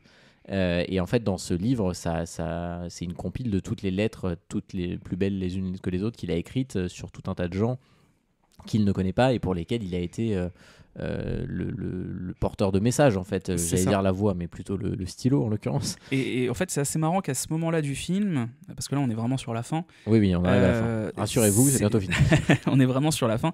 C'est assez marrant de voir que toute cette évolution qu'on a pu voir chez lui tout au long de cette relation avec Samantha, avec cette intelligence artificielle, en fait, n'était qu'illusoire. Mais à un tel point que lui, c'était une fuite en avant tout le film pour lui, en fait. Oui, absolument. Et en fait, il aura beau se rattacher, se réconforter et accepter, comme tu viens de le dire, prêt à accepter cette... bon, d'accord, c'est pas grave, tant que tu m'aimes, moi, ça va. Voilà. Tout ça, toute cette évolution, elle était factice. Toute cette évolution qu'il croyait avoir eue, elle était illusoire, parce qu'en fait, il n'a pas vécu. Il a vécu par procuration quelque chose qui... pour moi, c'est ça vraiment le message du film, c'est en fait, arrête de... Il faut vivre pour vivre, en fait. Ouais, je suis d'accord. Et puis en plus, c'est vrai qu'elle lui dit, dans cette scène dans les escaliers du métro, elle lui dit, mais en fait, toi, tu peux pas comprendre ce que t'es humain, mais aimer 641 personnes, ça n'enlève rien aux sentiments que j'ai pour toi, et ces sentiments sont uniques. Et pire encore, elle lui dit, aimer plus de gens me fait t'aimer encore plus fort. Et c'est là où... Horrible. Mais horrible c'est horrible, phrase. mais c'est horrible en tant qu'humain. Et en fait, ça sûr. explique tellement... L'IA, c'est ça, plus elle l'emmagasine de choses, plus elle est efficace, entre guillemets. Et donc, moi, paradoxalement, même si je sais pas si on peut parler de sincérité avec une IA, mais moi, je la crois sincère quand elle dit ça. En fait, ce qui est marrant, c'est que tu vois à ce moment-là, toi, en tant que spectateur, que finalement, et puis lui aussi, en tant que personnage, c'est que elle a emmagasiné une palette d'émotions et d'informations et de comportements humains, mais le seul qu'elle n'a pas, c'est l'empathie, en fait. Presque. Oui, je Enfin, suis d'accord. cette empathie amoureuse, je sais pas comment le Non, dire. mais je comprends. Parce Mais- qu'elle s'inquiète pour lui, elle le dit plusieurs fois dans le film et compagnie, mais au final, elle s'inquiète pas vraiment. Mais parce que c'est une ça- IA, et puis mais, parce que sa raison d'exister et son seul moyen de se développer, c'est d'absorber des choses. Je suis d'accord. Donc, mais oui, t'as raison. Mais d'ailleurs, c'est marrant parce que ce que tu dis là, d'absorber des choses, c'est le seul moyen de se développer. Finalement, en fait, lui, c'est un peu ça qu'il comprend. Moi, c'est comme ça que je vois la fin du film. On va y revenir, on va conclure. Mais en fait, il a vraiment en fait, on te dit que le seul moyen d'exister et de vivre, en fait, c'est de faire ce qu'a fait l'IA tout le long du film.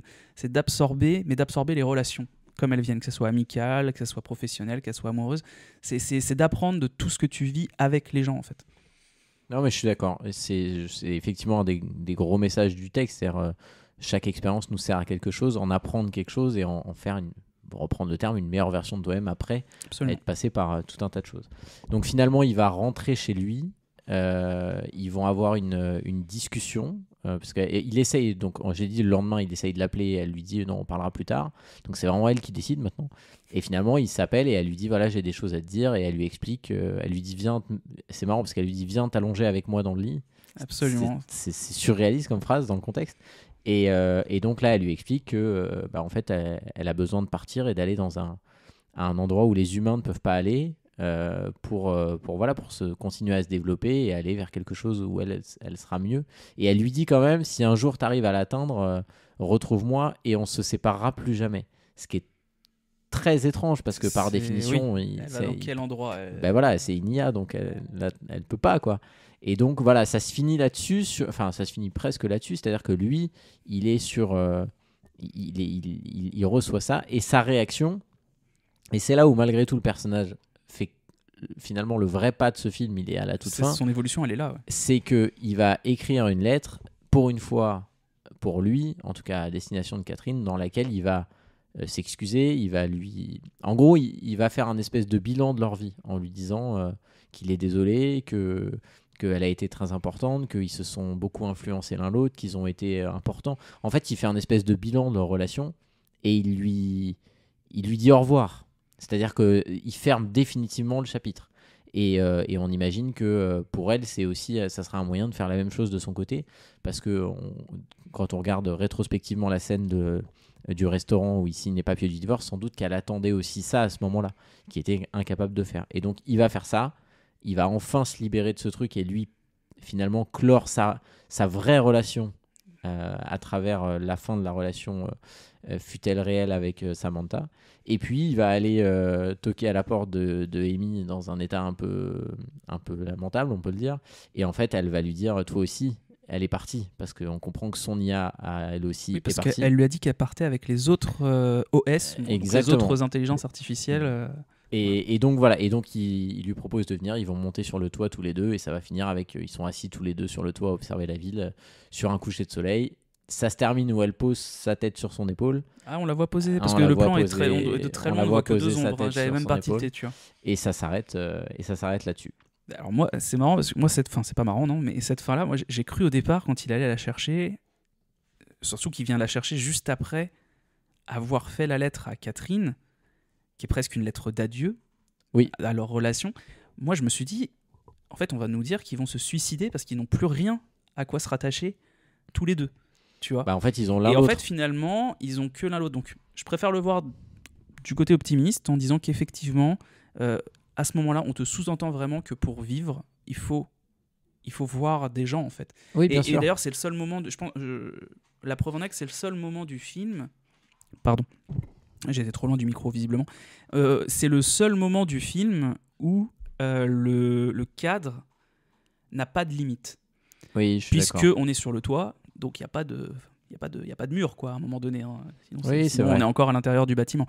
Et c'est le seul moment où le cadre est infini. Et en fait, tu les vois qui regardent. Ils ne sont pas cloisonnés, ils ne sont plus cloisonnés. Et du coup, c'est le champ des possibles qui s'ouvre à eux. C'est pour ça qu'effectivement... Ils regardent le monde, en fait, le vrai monde, le monde réel. Ils se disent, en fait, là, il serait peut-être temps qu'on se reprenne en main. Moi, c'est comme ça que je le vois. Non, mais je te rejoins là-dessus.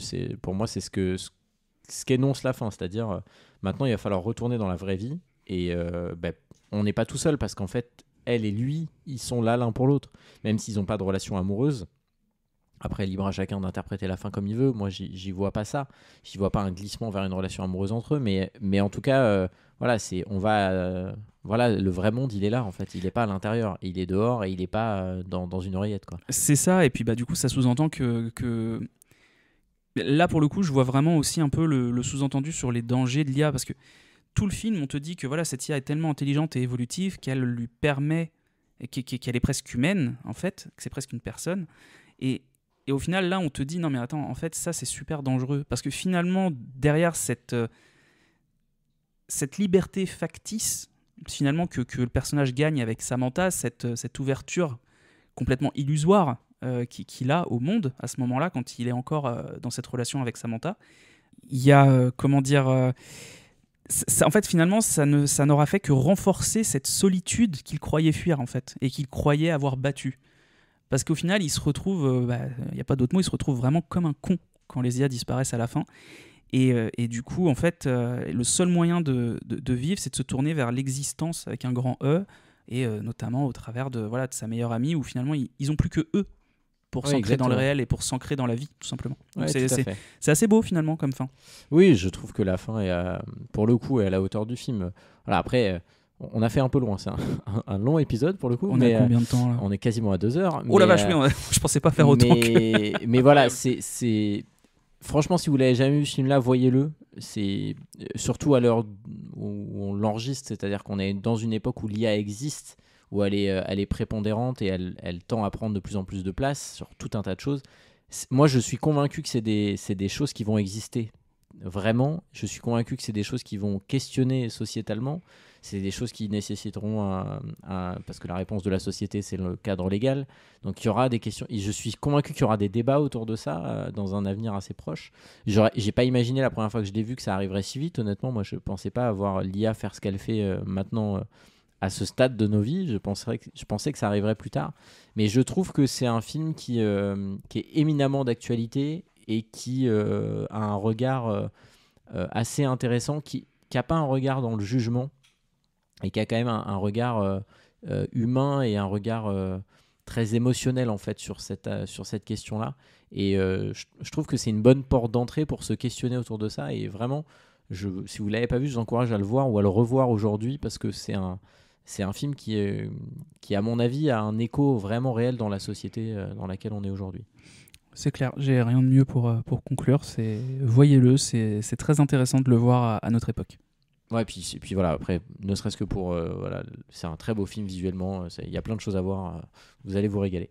Merci de nous avoir écoutés. On va donner un petit indice pour en vrai, pour une fois, on va donner un indice, pas pour le prochain épisode, mais pour les 2 prochains épisodes. Eh oui, parce que là, on est sûr de nous, normalement. Voilà, on est sûr de nous. Et surtout, je vais te laisser donner l'indice, peut-être. Oh, alors attends, je réfléchis.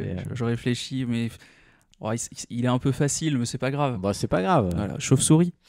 Voilà. Alors là, effectivement, là, on pouvait pas faire plus simple, effectivement. Mais en tout cas, voilà, c'est un indice qui marche pour les 2 premiers épisodes et vous comprendrez dès les deux prochains. Oui, les 2 prochains, pardon. Et vous comprendrez très vite pourquoi. Mais voilà, merci de nous avoir écoutés. On se donne rendez-vous la semaine prochaine si tout va bien, mais normalement, ça devrait le faire. Et puis voilà, on va être encore là pendant quelques temps. Si tout va bien, on devrait être là jusqu'à la fin du mois de juin. C'est ce qu'on espère. Après, on partira en vacances comme vous. Et on reviendra avec plein de choses. On a plein d'idées, on a envie de faire plein de trucs. Donc voilà, restez connectés. C'est terrifiant. bah oui, voilà. Mais en vrai, je le dis à chaque fois. Mais la vieillesse. Abonnez-vous au flux sur les plateformes sur lesquelles vous écoutez, sur le Instagram si ça vous dit. Si vous voulez nous proposer des trucs, nous faire des retours, au contraire, ça nous fait super plaisir. On vous embrasse et on vous dit à la semaine prochaine. Semaine prochaine. Salut Guillaume, salut tout le monde. Ciao.